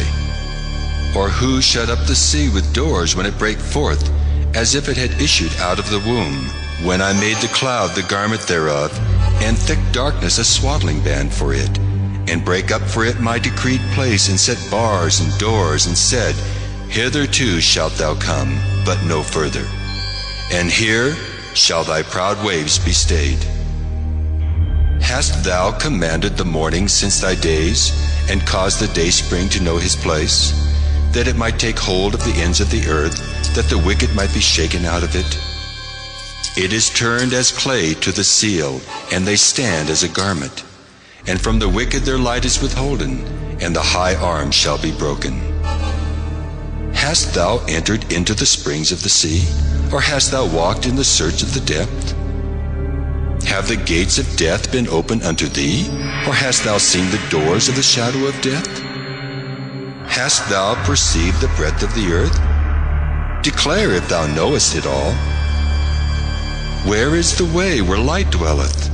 And as for darkness, where is the place thereof, that thou shouldest take it to the bound thereof, and that thou shouldest know the paths to the house thereof? Knowest thou it because thou wast then born, or because the number of thy days is great? Hast thou entered into the treasures of the snow? Or hast thou seen the treasures of the hail, which I have reserved against the time of trouble, against the day of battle and war? By what way is the light parted, which scattereth the east wind upon the earth? Who hath divided a watercourse for the overflowing of waters? Or a way for the lightning of thunder to cause it to rain on the earth where no man is, on the wilderness wherein there is no man, to satisfy the desolate and waste ground, and to cause the bud of the tender herb to spring forth? Hath the rain a father? Or who hath begotten the drops of dew? Out of whose womb came the ice, and the hoary frost of heaven? Who hath gendered it? The waters are hid as with a stone, and the face of the deep is frozen. Canst thou bind the sweet influences of Pleiades, or loose the bands of Orion? Canst thou bring forth Mazzaroth in his season? Or canst thou guide Arcturus with his sons? Knowest thou the ordinance of heaven? Canst thou set the dominion thereof in the earth? Canst thou lift up thy voice to the clouds, that abundance of waters may cover thee? Canst thou send lightnings, that they may go and say unto thee, Here we are? Who who hath put wisdom in the inward parts? Or who hath given understanding to the heart? Who can number the clouds in wisdom? Or who can stay the bottles of heaven when the dust groweth into hardness, and the clods cleave fast together?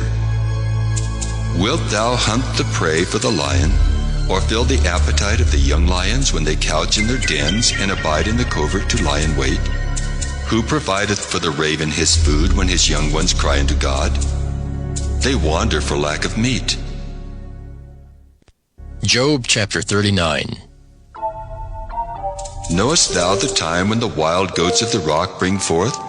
Or canst thou mark when the hinds do calf? Canst thou number the months that they fulfill? Or knowest thou the time when they bring forth? They bow themselves. They bring forth their young ones. They cast out their sorrows. Their young ones are in good liking. They grow up with corn. They go forth and return not unto them. Who hath sent out the wild ass free? Or who hath loosed the bands of the wild ass, whose house I have made the wilderness, and the barren land his dwellings? He scorneth the multitude of the city, neither regardeth he the crying of the driver. The range of the mountains is his pasture, and he searcheth after every green thing. Will the unicorn be willing to serve thee, or abide by thy crib?